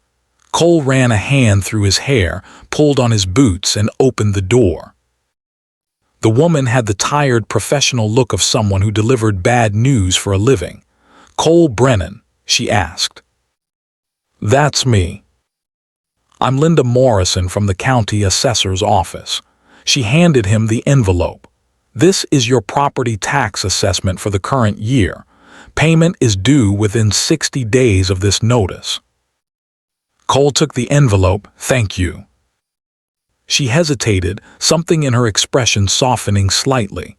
"Your grandfather was a good man. I'm sorry for your loss." Then she walked back to her vehicle and drove away. Cole opened the envelope standing there in the cold morning air. Inside was an official form dense with numbers and legal language. His eyes went to the total at the bottom. Property tax due, $15,247. Payment deadline, 60 days from date of notice. He read it again to make sure he was seeing it correctly. Last year, according to the form, the assessed value of the property had been $60,000. Tax due had been $812. This year, the assessed value had jumped to $1,100,000. The tax had increased nearly 20-fold in a single year. Cole walked inside and sat on the workbench stool. $15,000. He had $243 to his name. Even if he got a job tomorrow, even if he worked every available hour, there was no way he could earn $15,000 in 60 days. This was not a bill. This was a weapon. He thought about Richard Hastings and his professional smile, his offers that kept increasing, his gentle warnings about taxes and complications. Voltech had not made this happen through threats or violence. They had simply made a phone call to the right office, suggested a reassessment, pointed out the potential value of land sitting over a lithium deposit, all perfectly legal, all completely devastating. Cole pulled out the ledger and flipped to the later entries. Found what he was looking for. Entry from 2016. County reassessed property value based on mineral potential. Tax liability increased from $890 to $14,200. Filed appeal. Appeal denied. Paid tax using last of savings. Volt-Tech strategy. Death by 1,000 cuts. His grandfather had faced this exact pressure, had somehow found the money to pay, had survived another year and then another. But James Brennan had been a man in his 60s with decades of savings to draw on, even if those savings were modest. Cole was 18 with nothing. He needed to move faster, find the rest of what his grandfather had left, understand the complete picture before Volt-Tech realized he was not going to fold. Cole grabbed the ledger and started reading more carefully, looking for patterns he might have missed. The entries about the 12 sections were detailed, but the locations of the remaining caches were not explicitly stated. His grandfather had been careful. If someone found the ledger without finding the brass spike first, without understanding the system, the information would be meaningless. But Cole had the pattern now. 3 caches found, 3 more to go based on the main sections, but there was something else. A reference near the back of the ledger that kept appearing. Master file, complete documentation. The phrase showed up in entries from 2010, 2015, and 2018, always with the same cryptic notation, where the first spike was driven. Cole thought about that phrase, the first spike. In railway history, ceremonies often marked the driving of the first spike when a new line opened or a major section was completed. It was symbolic. The moment when the railway became real. He pulled out his phone and searched for information about the Northern Pacific Railway line through this area. Found a historical society website with old photographs and documents. The line through Shepherd, Montana had been completed in 1887. The final spike ceremony had been held at mile marker 52. Cole looked around the workshop. According to the property documents, the building sat at approximately mile marker 52, right where the ceremony would have been held. His grandfather had built the workshop on historically significant ground, or maybe he had chosen this spot for a different reason entirely. Where the first spike was driven. Cole started searching the workshop more systematically. Not just looking for hidden objects, but looking for signs of deliberate construction, for modifications that did not make sense, for spaces that should exist but did not. The workshop was roughly 40 feet by 20 feet, simple rectangular construction, workbench along one wall, shelves along another. The old kiln-like structure that he now realized was probably just a large metal stove. And in the back corner, where the crates of railway spikes had been stacked, the floor. Cole moved the remaining crates aside. The concrete floor in this corner looked newer than the rest, smoother, less cracked and stained. He knelt down and ran his hands across the surface. Found what he was looking for. A seam barely visible, running in a rectangle about 3 feet by 2 feet. And in one corner, covered by decades of dust and grime, a small brass fitting flush with the concrete. He grabbed a screwdriver from the workbench and used it to pry at the brass fitting. It resisted at first, then popped up to reveal a recessed handle. Cole gripped the handle and pulled. The concrete section lifted. It was not concrete at all, but a metal panel covered with a thin layer of concrete to blend with the floor. Beneath it was a cavity dug into the earth, lined with metal sheeting to keep it dry. Inside the cavity was a fireproof document box, the kind banks used for safety deposit storage, heavy, sealed, with a combination lock on the front.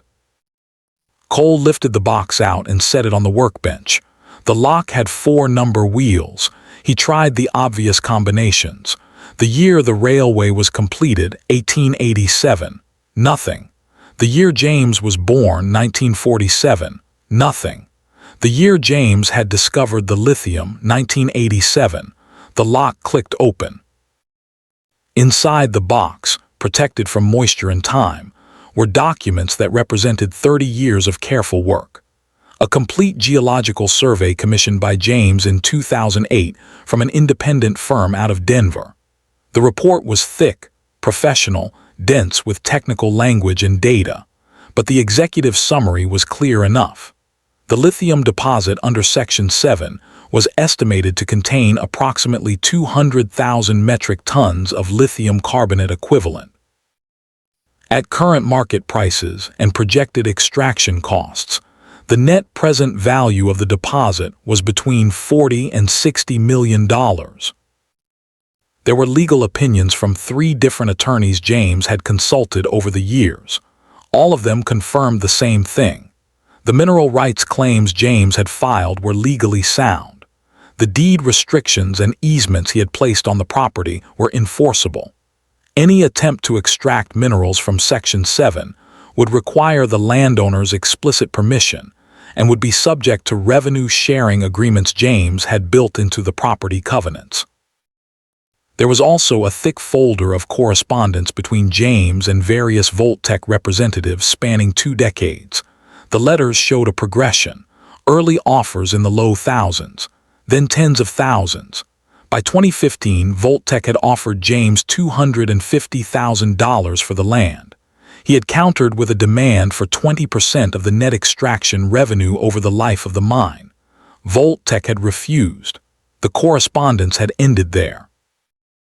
At the bottom of the box, Cole found something that made his hands shake. A trust document dated 2017, properly notarized and filed with the county.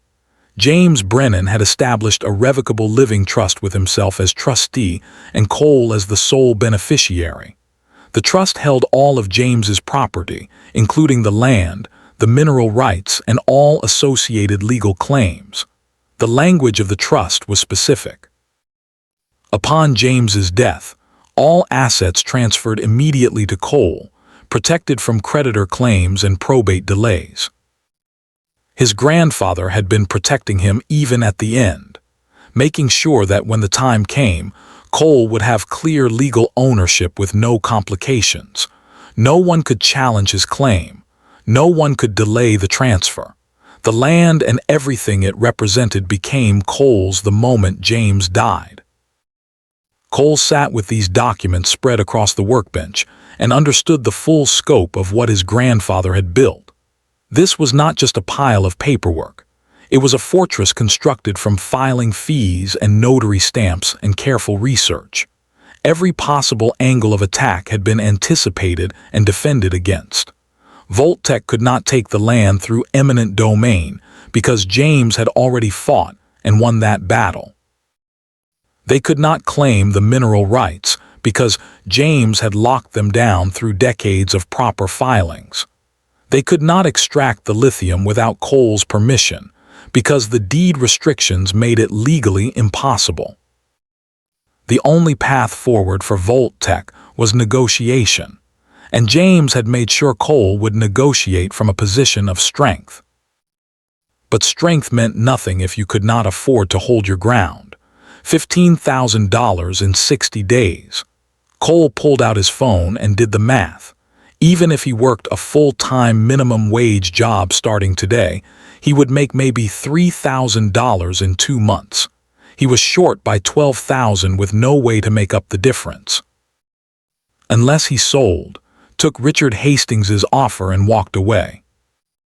Cole heard a vehicle approaching. He gathered the documents and put them back in the fireproof box, closed the floor panel, pushed the crates back into position. Then he walked outside.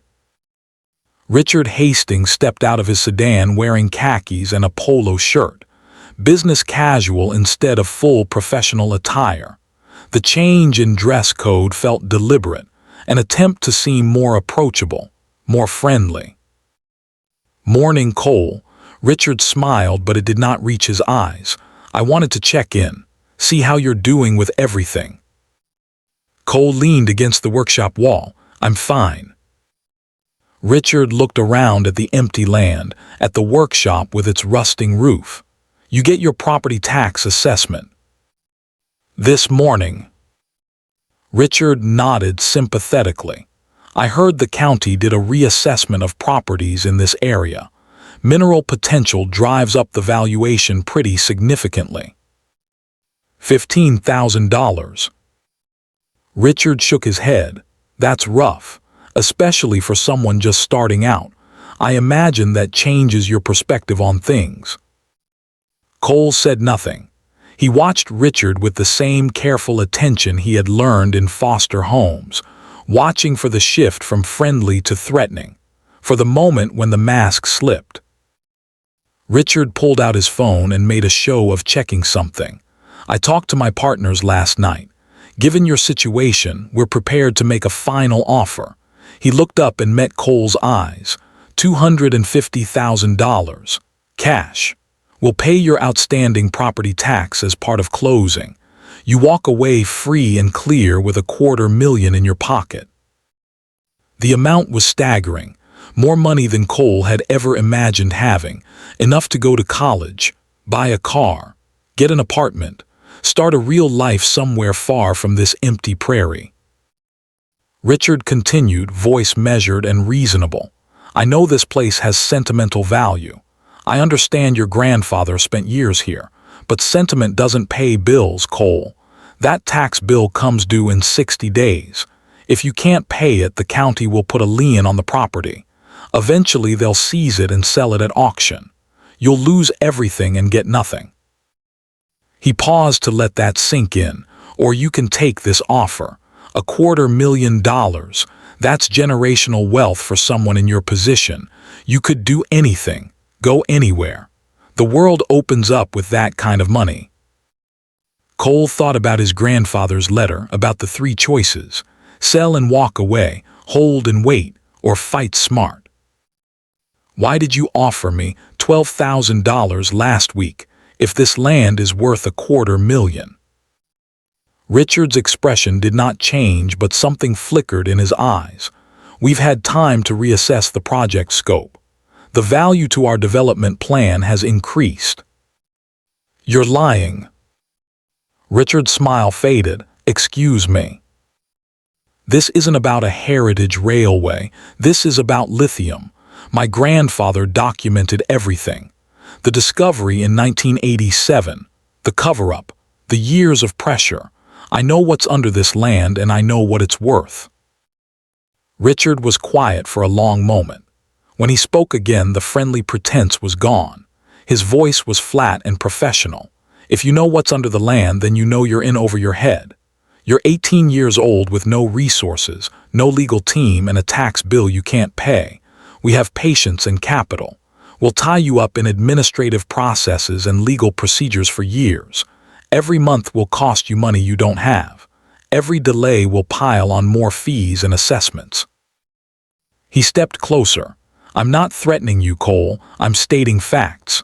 You can fight this and lose everything slowly, painfully, through 1,000 legal cuts. Or you can take $250,000 and start your life. Those are your options.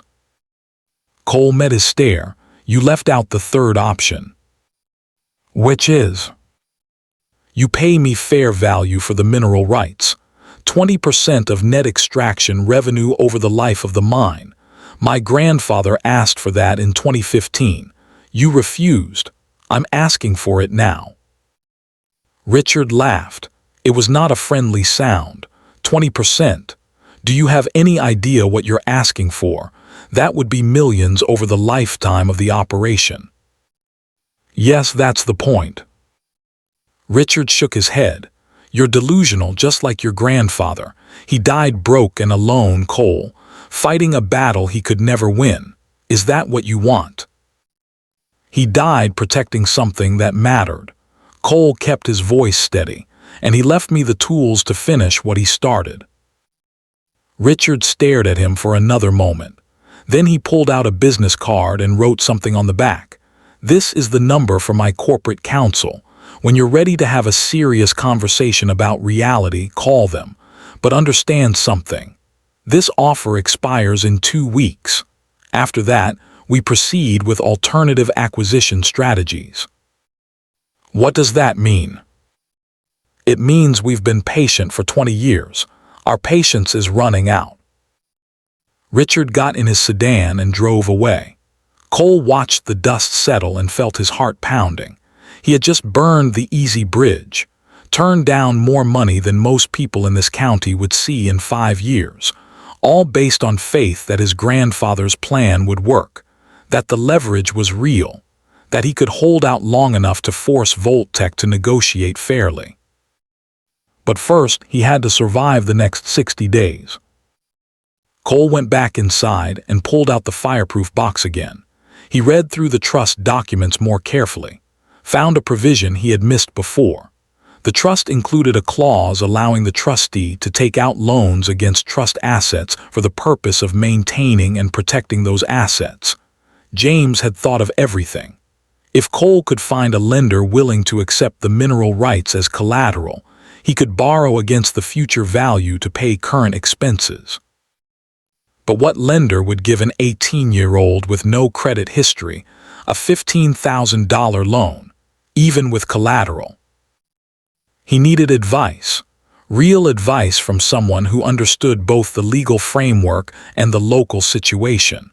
He gathered the most important documents and put them in his backpack. Then he locked the workshop and started walking toward town. Earl's place was quiet in the mid-morning lull between breakfast and lunch. Earl was restocking the coffee station when Cole walked in. The old man took one look at Cole's face and came around the counter. What happened? Cole pulled out the property tax notice and slid it across the counter. Earl looked at the numbers and his jaw tightened. They reassessed. 15,000 in 60 days. Cole sat on a stool. I can't pay it.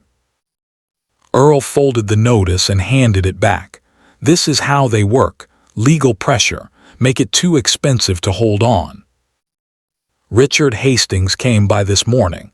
Offered me 250,000. Earl's eyebrows went up. That's a serious offer. I turned it down. Earl studied him for a long moment. Then he poured 2 cups of coffee and sat on the stool next to Cole. Tell me why. Because my grandfather spent 30 years building something that can't be taken by force. Because that lithium deposit is worth 40 to 60 million, and they want to pay me 0.5% of its value.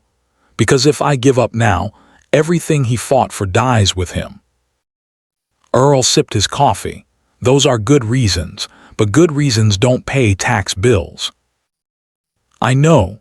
Cole pulled out the trust documents. My grandfather set up a trust.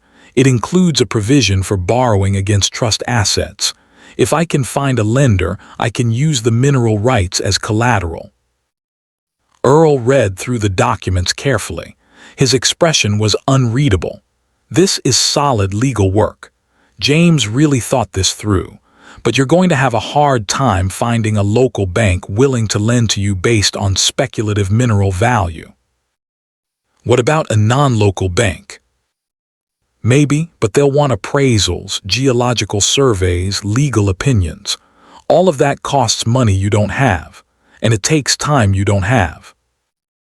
Cole felt the walls closing in. There had to be a path forward.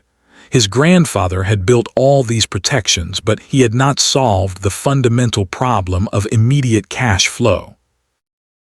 Earl set down the documents and looked at Cole. I might know someone who can help. There's a lawyer in Billings, Sarah Chen. She specializes in mineral rights and land use law. She's helped a few ranchers around here fight off development companies. If anyone can find a way through this mess, it's her. Can I afford her? Probably not. Earl smiled slightly. But Sarah has a thing about corporate bullies. If she thinks you have a legitimate case and they're applying pressure, she might take it on contingency or reduced fee. Worth a phone call at least. Cole pulled out his phone. Do you have her number? Earl wrote it down on a napkin. Tell her I sent you. Tell her what you're up against. See what she says." Cole made the call right there at the counter. The phone rang 4 times before a professional voice answered. "Chen and Associates." "My name is Cole Brennan. Earl Patterson suggested I call. I need legal help with a mineral rights issue." There was a brief pause. "Hold, please." A minute later, a different voice came on the line. "This is Sarah Chen. Earl Patterson referred you." "Yes, ma'am. I inherited property from my grandfather. It sits over a lithium deposit worth millions. A corporation has been trying to buy it for decades. They just hit me with a $15,000 tax bill due in 60 days and I can't pay it." Sarah was quiet for a moment. "How old are you?" 18. "And you said lithium deposit worth millions." "According to the geological survey my grandfather commissioned, 40 to 60 million over the life of the mine." "Where is this property?" "Shepherd, Montana, about 12 miles east of town on County Road 47. "I know that area. Voltec has been buying up land along the old railway corridor. Is that who's pressuring you?" "Yes, ma'am. Through a subsidiary called Cornerstone Development." Sarah's voice sharpened with interest. "What kind of documentation do you have?" "Complete ledger from 1987 detailing the original discovery, mineral rights filings, deed restrictions, survey reports, legal opinions, trust documents. My grandfather spent 30 years building a legal framework around this property." "Did he file any complaints or legal actions?" Cole remembered the entry from the ledger. "Yes, a complaint with the Department of Interior in 2017 about illegal concealment of mineral discovery on public lands." "Is that complaint still active?" "According to my grandfather's notes, yes." Sarah was silent for a long moment. Cole could hear typing in the background. Finally, she spoke. "Mr. Brennan, I'm looking at my calendar. I can drive out to Shepherd tomorrow morning. I'd like to see this documentation in person. If what you're telling me is accurate, this might be a very interesting case." "What are your fees?" "We can discuss that tomorrow. But I'll tell you up front, if Voltec is using predatory tax assessments to force you off legitimately owned property, that pisses me off. I might be willing to work something out." Cole felt a weight lift slightly from his chest. "Thank you." "Don't thank me yet. Bring every document you have, every piece of paper your grandfather left. I need to see the complete picture before I can tell you if this is winnable." The call ended. Cole sat at the counter feeling something he had not felt in days. Not hope exactly, but possibility. The sense that maybe there was a path forward after all. Earl refilled his coffee. "Sarah's good. If anyone can find an angle, she will." Cole nodded. "But I still need to come up with $15,000 in 2 months." "One problem at a time." Earl leaned on the counter. "Your grandfather fought this battle for 3 decades. He survived tax increases, legal harassment, social isolation. He found ways to keep going when it seemed impossible. You've got his blood. You'll figure it out." Cole thought about James Brennan working odd jobs and living in that workshop, saving every dollar, fighting every day. It had not been a glorious battle. It had been a long, slow grind of persistence against overwhelming odds, but he had never given up, had never sold out, had protected what mattered until his last breath. That was the legacy, not the land, not the lithium, but the example of standing firm when it would have been easier to fold. Cole spent the rest of the day back at the workshop going through every remaining document. He organized everything chronologically, created an inventory, made copies of the most important pieces. By evening, he had 3 full boxes of materials ready for Sarah Chen to review. As the sun set, he sat outside the workshop and looked across the empty land. Somewhere beneath his feet was a fortune in lithium, enough wealth to change 1,000 lives. But getting to it meant fighting through a maze of legal obstacles against opponents with infinite resources and infinite patience. His grandfather had believed it was possible, had built the tools to make it possible. Now it was Cole's turn to prove that faith was not misplaced. He thought about his father David, who had died before he could help fight this battle, about his grandfather James, who had fought alone for so many years. They were both gone now. The fight had passed to Cole, an 18-year-old with nothing but a cardboard box of clothes and a workshop full of secrets. But maybe that was enough. Maybe being willing to stand was more important than having resources. Maybe the fight itself mattered more than the odds of winning. Cole went back inside and pulled out the ledger one more time, flipped to the very last page, found an entry he had missed before, written in shakier handwriting than the rest, dated just 2 weeks before James had died. To whoever reads this, I don't know if I built something strong enough. I don't know if the protections will hold. I don't know if anyone will ever understand why this mattered so much to me, but I know I tried. I fought for something bigger than myself. I refused to let them win through patience and pressure and the assumption that nobody cares enough to resist. Maybe that's all any of us can do. Try, fight, refuse to surrender what matters. The rest is in God's hands and the hands of whoever comes after. I did my part. I hope it was enough. Cole closed the ledger and sat in the quiet workshop. Outside, the wind moved through the grass, and the stars came out one by one over the vast empty prairie. He was alone in a falling-down building with an impossible task ahead of him. But for the first time since his grandfather had died, Cole felt like he understood something important. This was not about winning or losing. It was about being willing to stand, about honoring the sacrifice of those who had come before, about protecting something that mattered even when the cost was high. Tomorrow Sarah Chen would come and they would plan strategy. Tomorrow the real fight would begin. But tonight Cole could rest knowing that he had made his choice. He would not sell. He would not surrender. He would fight smart and stand firm and see this through to the end, whatever that end might be. His grandfather had believed in him enough to leave him this burden, this responsibility, this chance to prove that some things were worth more than money, worth more than comfort, worth the fight. Cole would not let that faith be for nothing.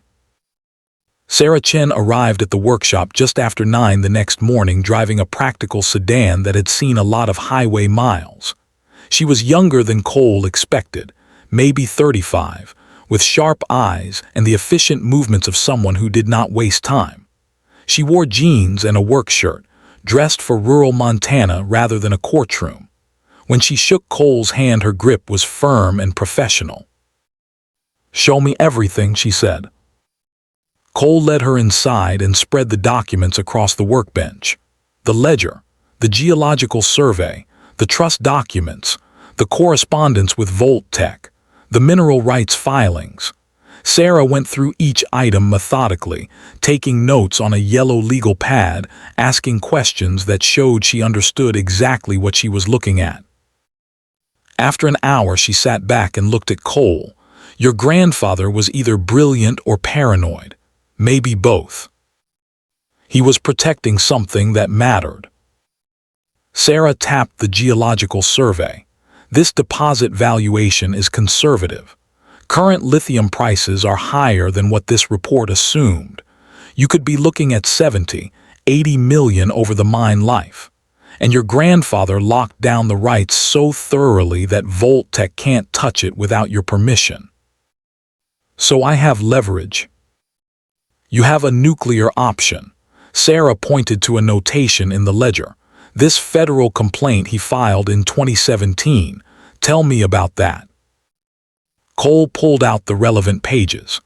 My grandfather documented that the railway company illegally concealed the discovery of commercially significant minerals found during federally subsidized maintenance operations.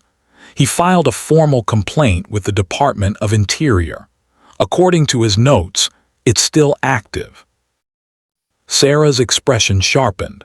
Is there documentation of that filing, proof it was received and logged? Cole searched through the fireproof box and found a folder labeled Federal Correspondence. Inside were copies of the original complaint, certified mail receipts, and acknowledgement letters from the DOI. Everything properly documented. Sarah read through the materials, her fingers drumming on the workbench. This is extraordinary. If DOI investigates and finds violations, Voltec's mining permits could be revoked. Their entire operation along this corridor would collapse. The stock price would tank. They'd face civil penalties and possible criminal charges. Can they make the complaint go away? Not easily. It's part of the federal record now. Someone would have to actively close the investigation, and that requires either proving the complaint is baseless or getting the complainant to withdraw it. Your grandfather is dead, so he can't withdraw it, and the evidence he provided is solid. So what happens now? Sarah gathered the documents into neat stacks. Now we use this leverage to force a fair negotiation. Voltec needs your land. They've invested years and millions into acquiring the corridor. Without Section 7, their whole project is compromised. But if they know you can trigger a federal investigation that destroys everything, they'll have to deal. Cole thought about Richard Hastings and his escalating offers, his warnings about running out of patience. What about the property tax? I still can't pay $15,000 in 60 days. We'll file for an extension based on financial hardship. Buy you another 90 days. That gives us time to negotiate.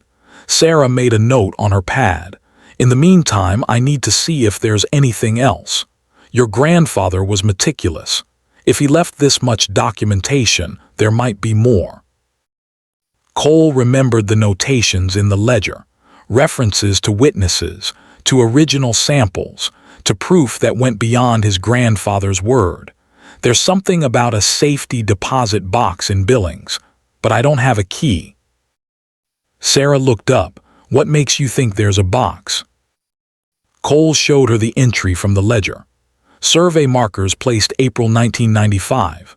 Then below that, in smaller text, witness testimony, filed separately, safety deposit box 247, First Montana Bank, Billings.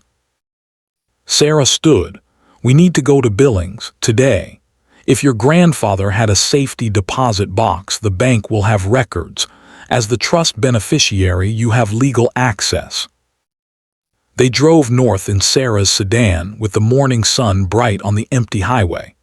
Cole watched the landscape roll past and thought about his grandfather making this same drive countless times over the years, fighting alone, building his case piece by piece, never knowing if anyone would understand what he was trying to protect. Sarah drove with one hand on the wheel, her other hand occasionally gesturing as she talked through strategy. We need to be smart about timing. Voltec thinks they have you cornered. Young, broke, no resources. They're applying pressure expecting you to fold. We let them keep thinking that while we build our position. How long can we hold out? Depends on how much cash you can access. The tax extension buys time, but eventually bills come due. Sarah glanced at him. Your grandfather fought this for decades. How did he survive financially? Odd jobs, construction work, mechanical repairs. He lived in that workshop and saved everything. That's not sustainable for you. You're 18, you need to finish school, build a life. This can't consume everything. Cole was quiet. His grandfather had sacrificed everything for this fight, had died alone and poor protecting something he would never benefit from. The thought of that sacrifice being wasted, A Voltec winning through patience and attrition felt wrong in a fundamental way. Sarah seemed to sense his thoughts. There's no shame in a negotiated settlement. If we can get you 5 or 10 million for the mineral rights, that's a win. You get financial security. Voltec gets their project. Everyone moves forward. What about the federal complaint? We use it as leverage to get fair value. Then once the deal is done, you can choose to let it go. No investigation means no penalties for them. That's worth something in the negotiation. Cole thought about the entry in his grandfather's ledger, about companies hiding discoveries and lying to regulators, about his father dying in a suspicious accident, about decades of pressure and harassment. Is that what my grandfather would have wanted? To let them off the hook? Sarah was quiet for a moment. Your grandfather wanted you to have choices. That's what all this documentation was for, to give you options. What you do with those options is up to you. They reached Billings just after noon. First Montana Bank was a solid brick building downtown, the kind of institution that had been serving the community for generations. Sarah and Cole walked in together and approached the desk. The banker was an older woman with reading glasses on a chain around her neck. She listened to their request and asked to see identification and the trust documents. She reviewed everything carefully, made copies, consulted with a supervisor. After 20 minutes, she came back with a small metal box. Box 247 was registered to James Brennan. The annual rental fees are paid through a trust account. As the trust beneficiary, you have access. She led them to a private room and set the box on the table. I'll give you privacy. The door closed behind her. Cole and Sarah sat looking at the box. It was maybe 12 inches long, 6 inches wide, 4 inches deep, heavy for its size. Cole lifted the lid. Inside were items that represented the final pieces of his grandfather's evidence. 7 signed affidavits from men who had worked on the railway crew in 1987. Each statement confirmed the discovery of unusual mineral deposits during excavation at mile marker 47. Each described being pressured to sign non-disclosure agreements. Each described watching James Brennan get fired for refusing to stay silent. The affidavits were notarized, dated, and witnessed. Legal testimony that could be submitted to any court or federal investigation. There were also small glass vials, maybe 20 of them, each containing soil samples. The labels showed dates from May through September 1987, all from the mile marker 47 area. These were the original samples James had collected, physical evidence of what had been found and when. And at the bottom of the box, a single VHS tape in a plastic case. The label read, "For Cole, Record of Truth, December 2023. Sarah pulled out her phone. I have a friend who does video preservation work. He can convert this to digital. We need to see what's on it. They drove across town to a small office where Sarah's contact worked. The man was maybe 40, surrounded by old video equipment and computer monitors. He took the tape and threaded it into a VHS player connected to a capture device. The screen flickered to life. The image was grainy but clear enough. James Brennan sat in a chair in what looked like the workshop. The date stamp in the corner showed December 2023, just a few months before he died. He looked old and tired, but his eyes were sharp. He cleared his throat and began to speak. Cole, if you're watching this, you found everything. The ledger, the documents, the samples. You're either braver than I expected or more stubborn. Maybe both. James paused and seemed to gather his thoughts. I need to tell you things I should have told you years ago. Things about your father, about why I sent you away, about what I've really been fighting all these years. The camera angle was fixed. James did not move much as he spoke, but his voice carried weight. In 1987, I was a foreman for the Northern Pacific Railway. Been doing that work for 20 years. Good job, decent pay. I had a family, your grandmother, your father David, who was in high school then. Life was stable. In May, we were doing routine maintenance near mile marker 47, putting in drainage culverts. 8 feet down, we hit this layer of clay that looked wrong, gray-green with crystal formations. I collected samples like we were supposed to, sent them to the company geologist. James's expression hardened. 2 weeks later, we had company executives and lawyers all over the site. The assay showed high-grade lithium, commercially viable deposits, worth millions, maybe tens of millions. The executives told us it was confidential company information, offered us bonuses to sign non-disclosure agreements and forget what we saw. Most of the crew signed. I didn't. I said the workers who found the deposit deserved fair compensation. I went to management, tried to negotiate. They fired me, blacklisted me, made sure I couldn't work in the industry anywhere. James looked directly at the camera. That's when I understood. This wasn't about fair dealing. This was about powerful people taking what they wanted and crushing anyone who got in their way. So I decided to fight back. I spent every dollar I had buying land along that corridor. Took years. I worked construction jobs, lived cheap, saved everything. By 1995, I owned 25 acres over the richest part of the deposit. Then I started learning law, mineral rights, property covenants, federal regulations. I built protections so they couldn't just take what I had. The video showed James taking a drink of water. His hand shook slightly. Your father believed in what I was doing. David was smart, going to law school. He was going to help me fight this legally, make everything official. But in 2014, before he could finish school, he died. Single car accident on Highway 3. James's voice cracked. The police said it was an accident, lost control, went off the road. But David was a careful driver, and just before he died, he had been asking questions, digging into the railway company's records, trying to find proof of the cover-up. I've never been able to prove it, but I believe they killed him, made it look like an accident to shut down the investigation, and I couldn't do anything about it because I had no proof, just suspicion, just a father's grief and rage. Cole felt something cold settle in his chest. He stared at the screen as his grandfather continued. After David died, you came to live with me. You were 8 years old, and I knew I had to make a choice. Keep you close and risk them using you to get to me, or send you somewhere safe where they couldn't reach you.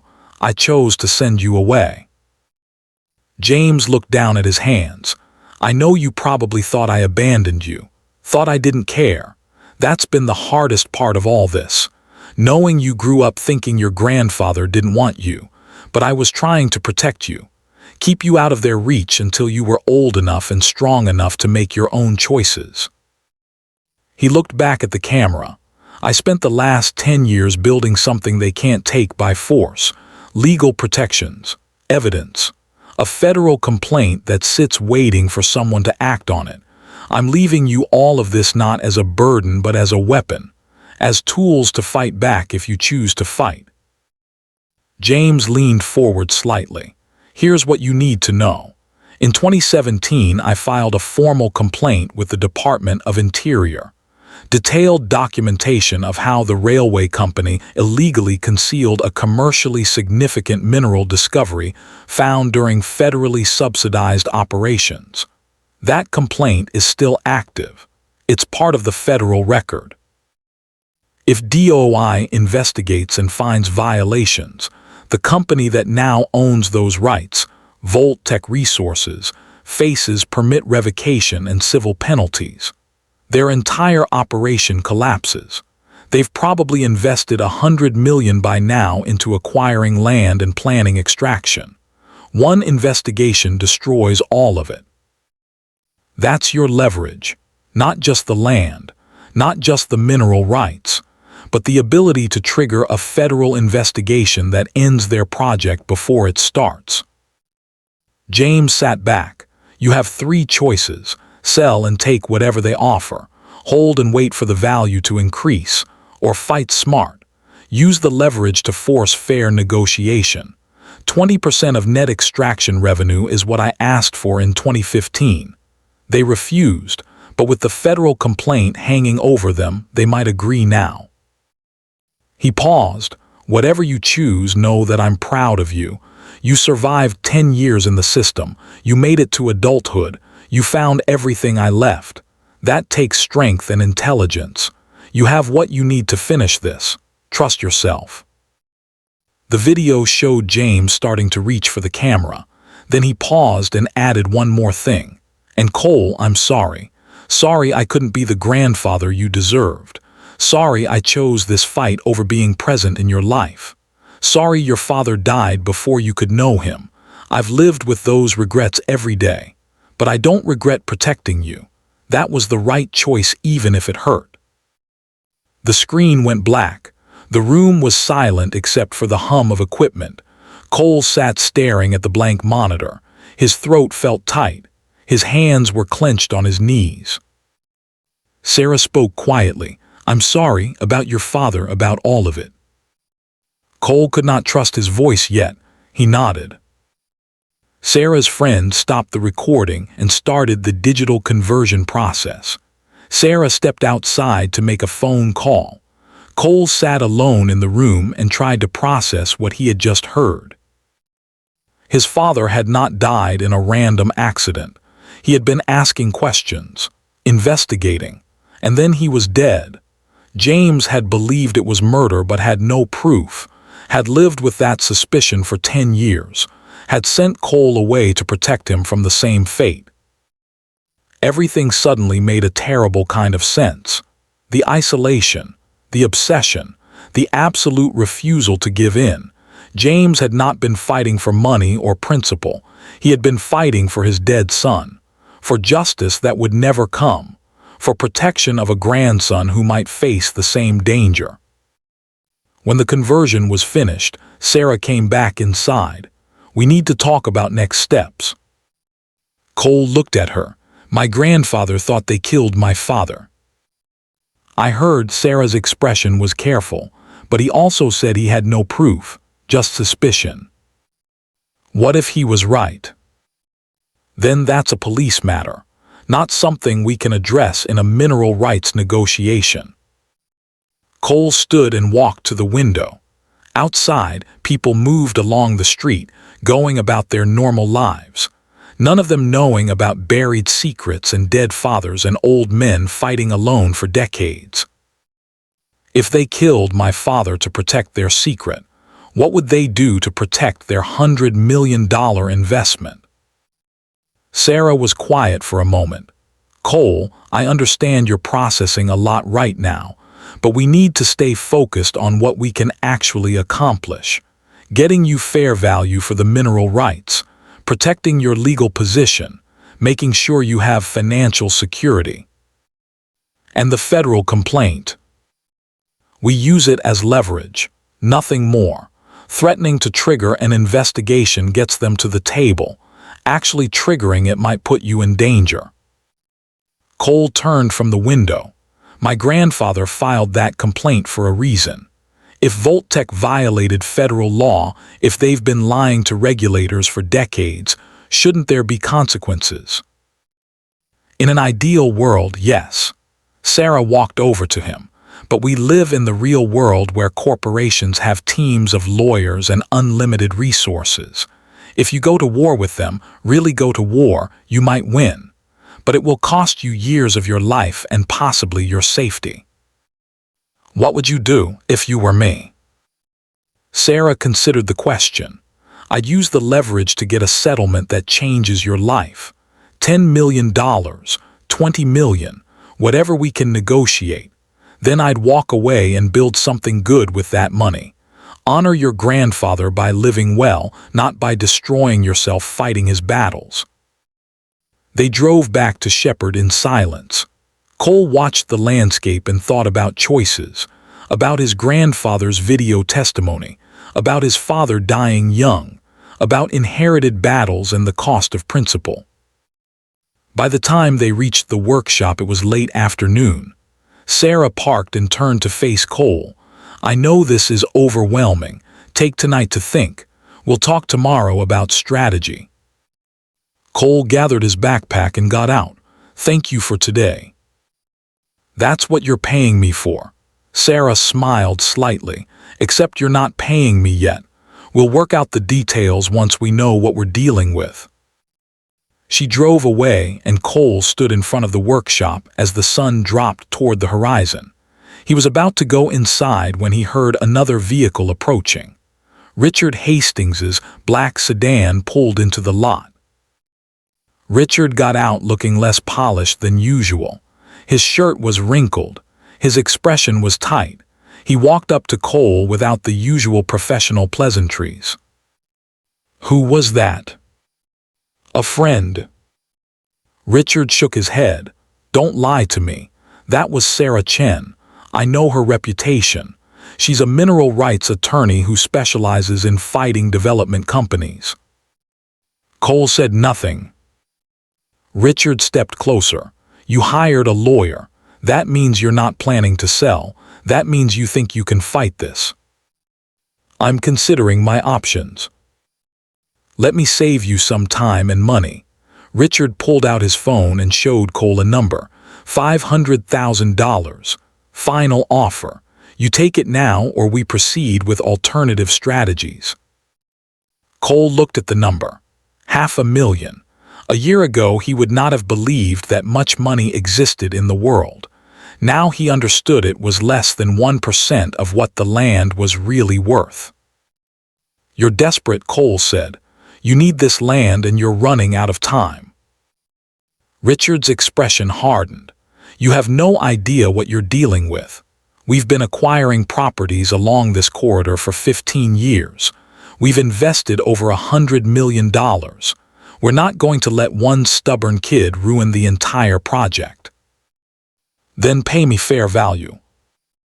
"Fair value?" Richard laughed harshly. "You want 20% of revenue. Do you know what that means? That's 20, 30 million over the life of the mine, for doing nothing, for just happening to inherit land you didn't earn. My grandfather earned it, 30 years of his life.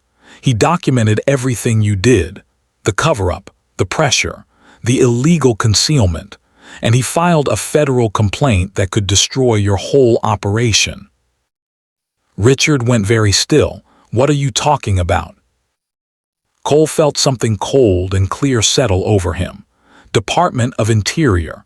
Complaint filed 2017. Detailed documentation of how your predecessor company illegally concealed discovery of commercially significant minerals during federally subsidized railway operations. It's all on record, waiting for someone to investigate. Richard's face had gone pale. That complaint was supposed to be buried. "It's not buried, it's active, and I have all the evidence to support it. Witness affidavits, original soil samples, video testimony, everything needed to trigger a full investigation." "You're bluffing." Cole pulled out his phone and showed Richard a photo he had taken of the affidavits.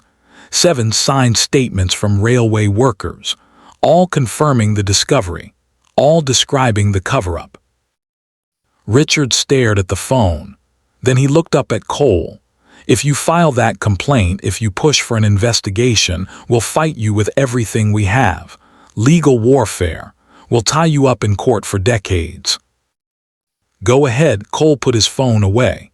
"My grandfather fought you for 30 years. I can fight for 30 more." They stood facing each other in the fading light. Two people on opposite sides of a battle that had been going on longer than Cole had been alive. Richard was the first to look away. "I need to talk to my principals." Richard walked back to his car. "This is not over." "I know," Cole said, "but it's not ending the way you thought it would." Richard drove away fast, gravel spraying from his tires. Cole watched until the dust settled. Then he walked into the workshop and sat at the workbench. His hands were shaking, not from fear, from adrenaline, from the realization of what he had just done. He had declared war on a corporation with resources he could not imagine, had threatened to trigger an investigation that might cost them everything, had put himself directly in their crosshairs. But he had also seen Richard's face when confronted with the federal complaint, had seen real fear there, real understanding that this fight was not what they thought it was. Cole pulled out the ledger and read his grandfather's final entry again. "I did my part. I hope it was enough." It was enough. James had given Cole every tool he needed, the evidence, the legal protections, the leverage. Now it was Cole's job to use those tools, to finish the fight his grandfather had started, to prove that patience and preparation could defeat power and money. He thought about his father David, dead at 24, about his grandfather James, dead after decades of fighting, about the cost that had already been paid, about whether anything was worth that price. Then he thought about what would happen if he walked away. Voltec would extract billions in lithium from land they had stolen through cover-up and concealment. They would profit from lies and possibly murder, and his grandfather's sacrifice would mean nothing. Some fights were worth the cost. Some principles mattered more than safety or comfort. His grandfather had understood that, had proved it with his life. Now Cole had to decide if he had the same strength. He lay in his sleeping bag that night and stared up at the metal roof. Tomorrow Sarah would call with a strategy. Tomorrow Voltec would regroup and plan their response. Tomorrow the real battle would begin. But tonight Cole could rest knowing he had made his choice. He would not sell. He would not surrender. He would use every weapon his grandfather had given him and fight until there was nothing left to fight with or fight for. Because that was what it meant to honor a legacy, not to preserve it like a museum piece but to live it, to carry forward the fight, to prove that some things were worth more than money or safety or an easy life. His grandfather had believed that. His father had died believing that. Now it was Cole's turn to prove it was true. Sarah Chen called the next morning at 7. Her voice was sharp and focused.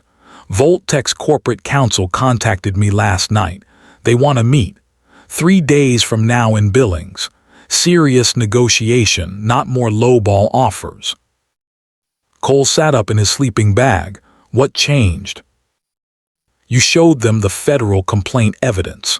They understand now that you're not bluffing and you're not desperate. Sarah paused. They also understand that if you trigger a DOI investigation, their entire $100 million investment goes up in smoke. They need to deal. What should I expect? Professional negotiators, corporate attorneys. They'll try to intimidate you with numbers and legal language, but we have something they need and they know it. Sarah's tone softened slightly. This is real, Cole. We might actually get you fair value. The 3 days passed slowly. Cole spent the time organizing the last of his grandfather's documents and thinking about what fair value meant, not just in dollars but in principle. His grandfather had asked for 20% of net revenue. Voltec had refused. Now they were coming to the table because they had no choice. Earl stopped by the workshop on the second day with a bag of groceries and a thermos of coffee. How are you holding up? Cole was sitting at the workbench reading through the trust documents again. Nervous. This is bigger than anything I've dealt with. Earl set the groceries down and poured coffee into 2 chipped mugs. Your grandfather sat in this workshop for 15 years preparing for a moment he would never see. You get to see it. That's something. What if I mess it up? Then you mess it up and learn from it. Earl sipped his coffee, but I don't think you will. You've got good counsel and you've got leverage. Trust the process. Cole looked at the old man. Why does this matter so much to you? You didn't have to help me." Earl was quiet for a long moment. "Because I took their money 37 years ago and stayed silent. I've lived with that choice ever since. Every time I saw your grandfather in town, alone, fighting his battle, I remembered that I chose comfort over principle." He met Cole's eyes. "Maybe helping you is my way of making peace with that." On the morning of the meeting, Cole put on the cleanest clothes he had and rode with Sarah to Billings. They met at the offices of a large law firm downtown, the kind of place with marble floors and oil paintings and conference rooms designed to intimidate. A receptionist led them to a room on the 10th floor with windows overlooking the city. 3 people were already seated at the long table.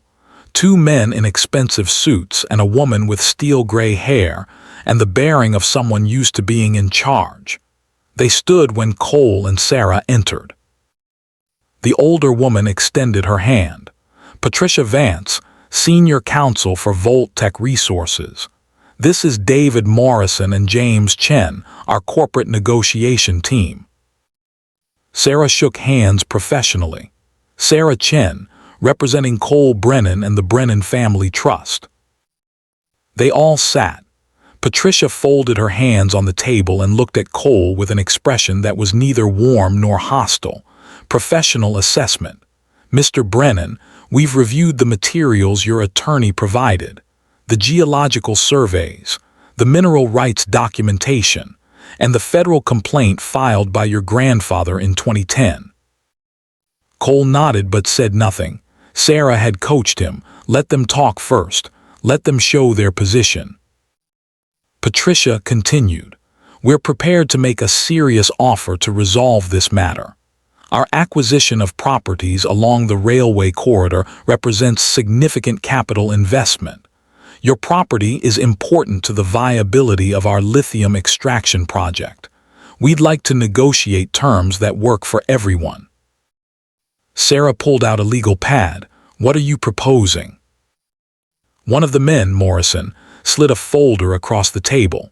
"We're offering $2 million for outright purchase of the property and all mineral rights. The offer includes payment of all outstanding taxes and legal fees. Clean transfer with no contingencies." Cole looked at the number. $2 million, life-changing money, generational wealth. He thought about his grandfather turning down similar offers for decades. Sarah made a note. "And in exchange, Mr. Brennan withdraws any claims related to the federal complaint." "That would be part of the agreement, yes." Morrison's expression was neutral. "We need certainty that this matter is fully resolved." Sarah set down her pen. $2 million is substantially below the fair market value of the mineral rights. The geological survey estimates the deposit value at $40 to $60 million over the mine life. You're asking for complete ownership in exchange for less than 5% of the total value. Patricia leaned forward. "The survey value assumes optimal extraction conditions and current market prices. There are significant development costs, operational risks, and market variables. Our offer reflects realistic economics." Sarah smiled slightly. "Your offer reflects your desire to avoid a federal investigation that would cost you far more than fair compensation. Let's not pretend this is about market economics."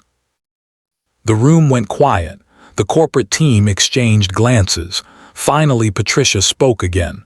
"What are you asking for?" Sarah opened her own folder. 20% of net extraction revenue over the life of the mine.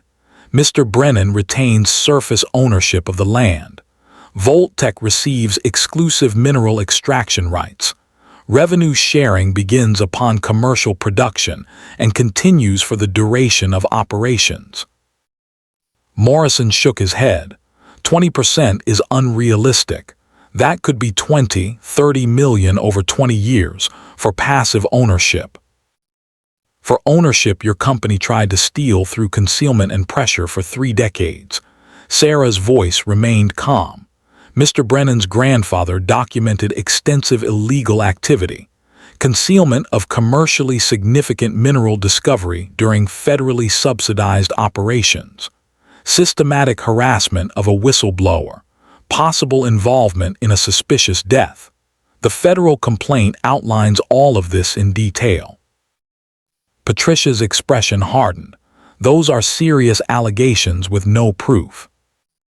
We have 7 signed affidavits from railway workers, original soil samples with chain of custody documentation, video testimony from James Brennan, correspondence showing your predecessor company knew about the lithium deposit and deliberately concealed it.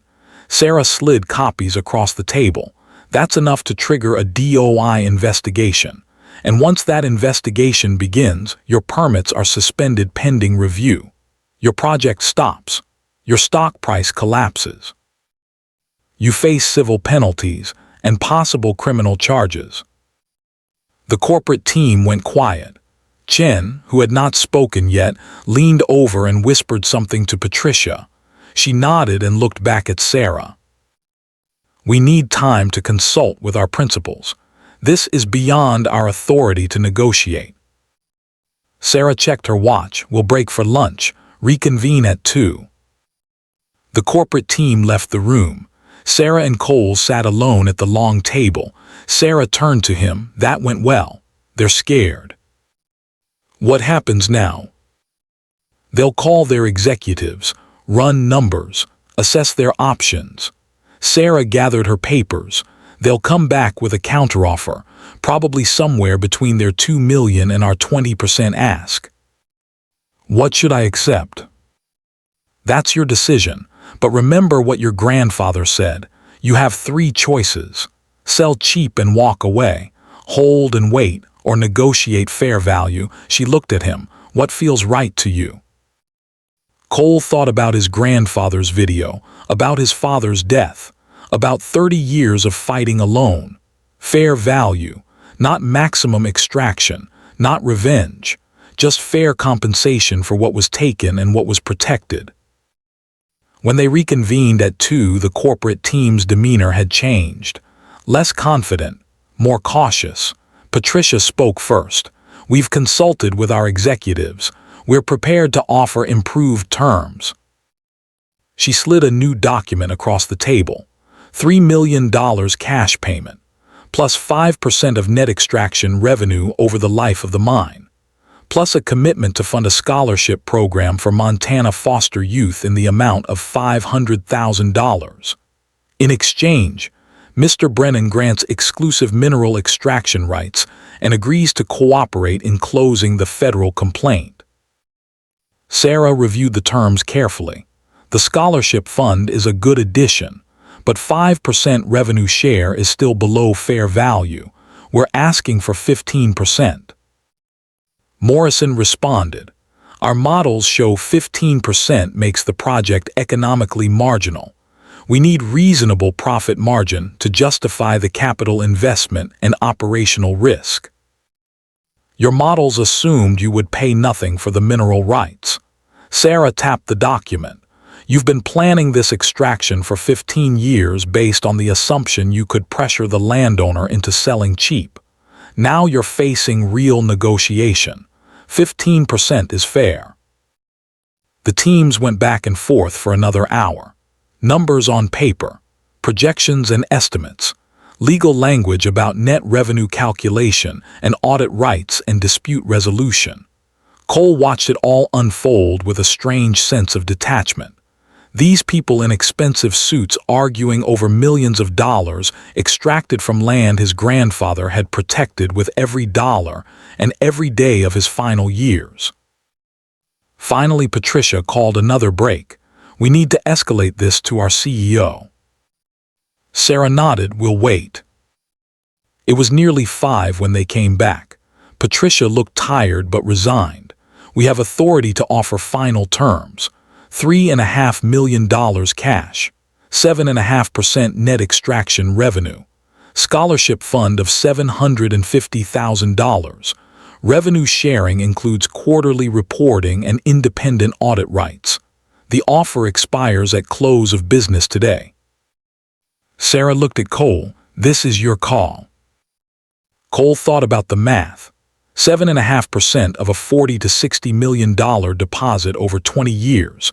That could be $3 to $5 million in royalties, plus the $3.5 million up front, plus the scholarship fund that would help kids like him. Total value may be $8 to $10 million, not the $20 million his grandfather had asked for, but far more than the $12,000 Richard Hastings had first offered. He thought about what Sarah had said. In an ideal world, you fight for every dollar.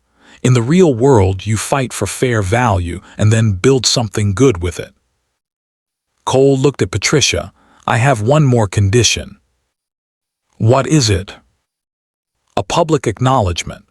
Voltec issues a statement recognizing that James Brennan was a railway foreman who discovered the lithium deposit in 1987, that he was wrongfully terminated for refusing to conceal that discovery, that his actions protected an important resource and his integrity deserves recognition. Patricia frowned. That's asking us to admit wrongdoing. You did wrong. 30 years of it. Cole kept his voice steady. My grandfather died alone fighting you. My father died in a suspicious accident after asking questions about your cover-up. The least you can do is tell the truth about who found the lithium and why it took 30 years to extract it properly. The corporate team huddled quietly. Finally, Patricia nodded. We can agree to a recognition statement, subject to legal review of the language. Sarah made notes. Then we have terms.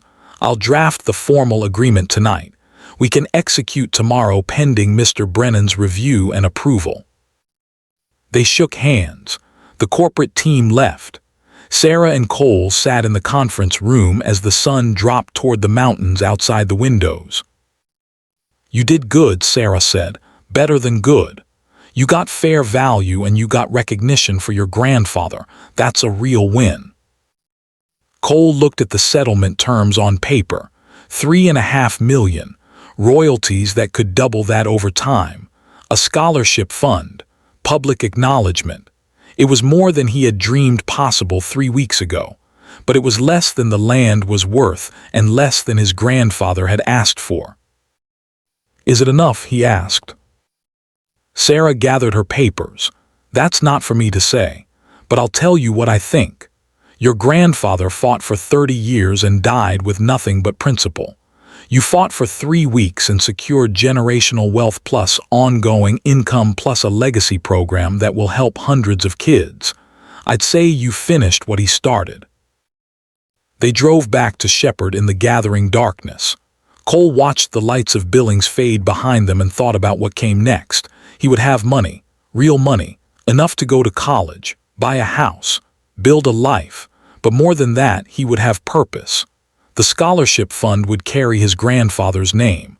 The public statement would tell the truth about what had happened. And the land itself would remain in the Brennan family, generating income for decades to come. It was not revenge. It was not total victory, but it was justice of a sort. The kind of justice his grandfather would have understood. The formal agreement was signed 3 days later in the same conference room. Cole read every page carefully before putting his signature next to the witness marks. The money would be transferred within 30 days. The scholarship fund would be established within 60 days. Voltec would issue their public statement within a week. When it was done, Patricia Vance shook his hand one more time. Your grandfather was a difficult man to deal with, but he was principled. I can respect that even if we were on opposite sides. Cole met her eyes. He died protecting something that mattered. That's more than most people can say. 6 months later, Cole stood in the rebuilt workshop and looked around at what had changed. The roof had been replaced. The windows were new. The concrete floor was patched and sealed. The workbenches had been refinished. What had been a falling-down garage was now a functional space. Clean, safe, ready for use. The sign above the door read, James Brennan Memorial Workshop. Below that in smaller letters, skills training for Montana foster youth. Inside, 3 teenagers were learning to use surveying equipment under Earl's patient instruction. Another 2 were working at the mechanical bench, taking apart an old engine to understand how it worked. A young girl sat at a desk in the corner reading a book about geology. Earl looked up when Cole entered.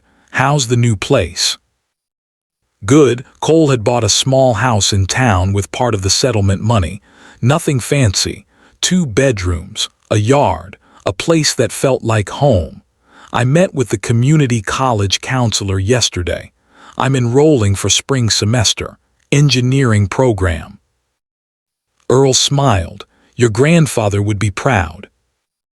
Cole walked over to where the old ledger sat in a glass case on the wall. He had donated most of the original documents to the Montana Historical Society, but he kept the ledger here, a reminder of what had been fought for and why it mattered. The first scholarship checks had been distributed 2 months ago, $25,000 each to 5 Montana foster youth pursuing college degrees. The selection committee included Earl, Sarah Chen, and 2 social workers who understood what these kids needed. Every year 5 more scholarships would be awarded, funded in perpetuity by the settlement. The royalty checks had started coming in as well. Voltec had begun extraction operations. The first quarterly payment was $68,000. Cole had put half in savings and half back into the workshop program. As extraction ramped up, the payments would increase. Within a few years, they might be over $100,000 per quarter, money that would keep flowing as long as lithium came out of the ground. It was not the wealth of selling outright, but it was sustainable, and it was connected to something real. His grandfather's land still belonged to the family. The lithium was being extracted properly under regulatory oversight, and the money was being used to help kids who needed it. Cole had kept his 25 acres as well. Voltec had mineral rights, but he owned the surface. On weekends, he walked the land and thought about his grandfather doing the same thing for 15 years, planning, protecting, believing that someday it would matter. One afternoon, while clearing space in the workshop corner, Cole found something he had missed before, a loose board in the wall behind where the old filing cabinet had stood. Behind the board was a small space, and in that space was one final letter. The envelope was addressed simply, to Cole, to be read when it's over. Cole sat on the workbench and opened it. "If you're reading this, you made it through. The fight is over one way or another. I don't know if you sold, held, or negotiated. I don't know if you got fair value or got cheated. But I know you had to make hard choices, and I know those choices shaped who you're becoming. I want to tell you something I learned too late in life. This fight, this battle over land and lithium and principle, it consumed me. It took everything. My marriage, my relationship with your father, my chance to be a grandfather to you. I told myself it was worth it because I was protecting something important, and maybe I was, but I also lost sight of what mattered most. Family, connection, being present for the people you love. I sacrificed all of that for a principle, for a fight, and now I'm old and alone and dying, and I wonder if I chose wrong. You have something I never had. You have time. You have resources now, whatever you chose to do with the land. You have your whole life ahead of you. Don't make my mistake. Don't let this fight consume you. Don't sacrifice relationship for principle or love for justice. Whatever money you got, use some of it to build a good life. Go to school. Find work that matters to you. Meet someone. Have a family if that's what you want. Don't let my battle become your prison. I left you tools to fight because I wanted you to have the choice I never had. The choice to stand up to power. The choice to demand fair value. The choice to protect what matters. But the most important choice is knowing when the fight is over. Knowing when to stop fighting and start living. I'm proud of you no matter what you chose. Sell or hold. Fight or walk away, win or lose, you're free now. That was always the point. Not the money, not the victory, but the freedom to choose your own path. Build something good, Cole. Live well, be better than I was. That's the legacy that matters. Your grandfather, James. Cole read the letter twice. Then he folded it carefully and put it in his pocket. He walked outside and stood looking at the land. The sun was setting over the western hills. The grass moved in the wind. Somewhere below his feet was the lithium deposit that had defined 3 decades of conflict. But up here on the surface, it was just Montana prairie, beautiful and empty and full of possibility. He heard voices from inside the workshop, the kids laughing at something Earl had said, the sound of tools being used properly, the quiet hum of people learning and building and growing. Cole thought about his grandfather's words, build something good, live well, be better than I was. He was trying. The workshop program was growing. 6 kids this month, maybe 10 next month. Each one learning skills that could change their trajectory. Each one knowing that someone had fought for resources that would help them when they needed it most. Cole had enrolled in college, was learning engineering, thinking about the future. He had coffee sometimes with Sarah Chen to talk about the legal framework protecting the land. Had dinner with Earl once a week to hear stories about his grandfather and the old railway days. Was slowly building a life that was his own, not just an inheritance of someone else's battles. The money in the bank was real. The quarterly royalty checks were real. The security and possibility they represented were real. But more real than any of that was the sense that he had finished something important, had honored a legacy without being consumed by it, had fought smart and then chosen to live well. A truck pulled into the lot. A woman got out with a teenage boy. They walked toward the workshop. The woman looked uncertain. The boy looked guarded in the way foster kids learn to be. Earl met them at the door. You must be here for the orientation. Come on in. Let me show you around. Cole walked over. Hi, I'm Cole Brennan. I run the workshop program. The woman shook his hand. Thank you for doing this. My nephew just came to live with me. He's had a rough couple years. I thought maybe learning some practical skills might help. The boy was maybe 15. He looked at Cole with the same suspicious assessment Cole had learned in the system, reading for threat, for disappointment, for the next time an adult would let him down. Cole knew that look, had worn it himself not that long ago. He smiled and gestured toward the workshop. Come on, I'll show you what we do here. Inside, Cole walked the boy through the space, showed him the surveying equipment, the mechanical bench, the geology books, told him about the program, about learning skills, about getting paid a small stipend for participating, about the scholarship fund for kids who wanted to go to college. The boy listened quietly. Then he asked, "Why are you doing this?" Cole thought about how to answer. Finally he said, "Because someone did it for me, my grandfather. He spent his whole life protecting something he would never benefit from, left it to me so I would have choices he never had.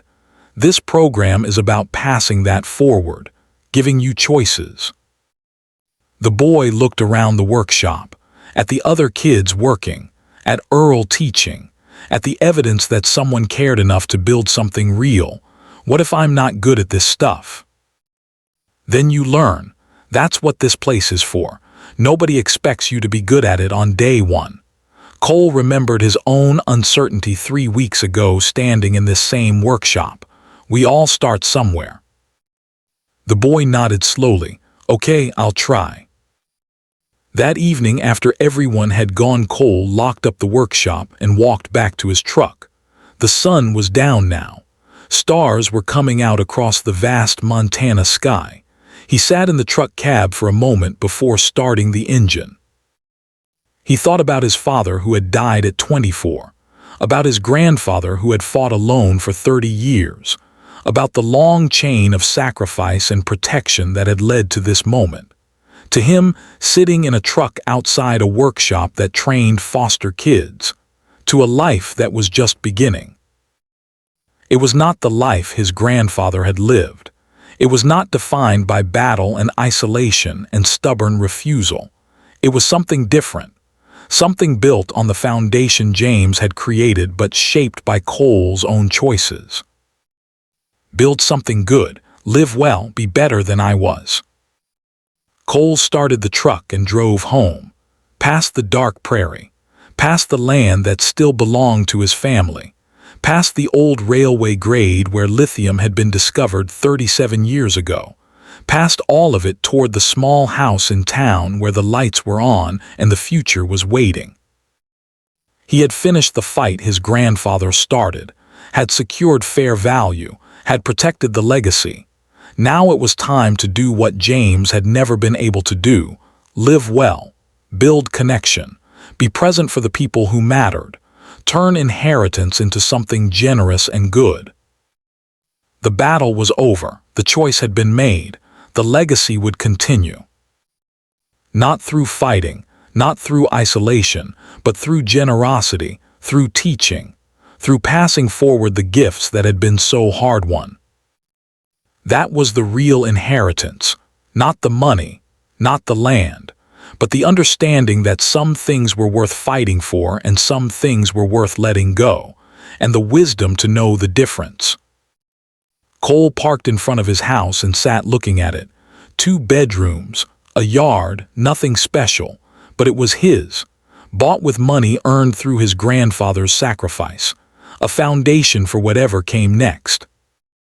He got out of the truck and walked to the door.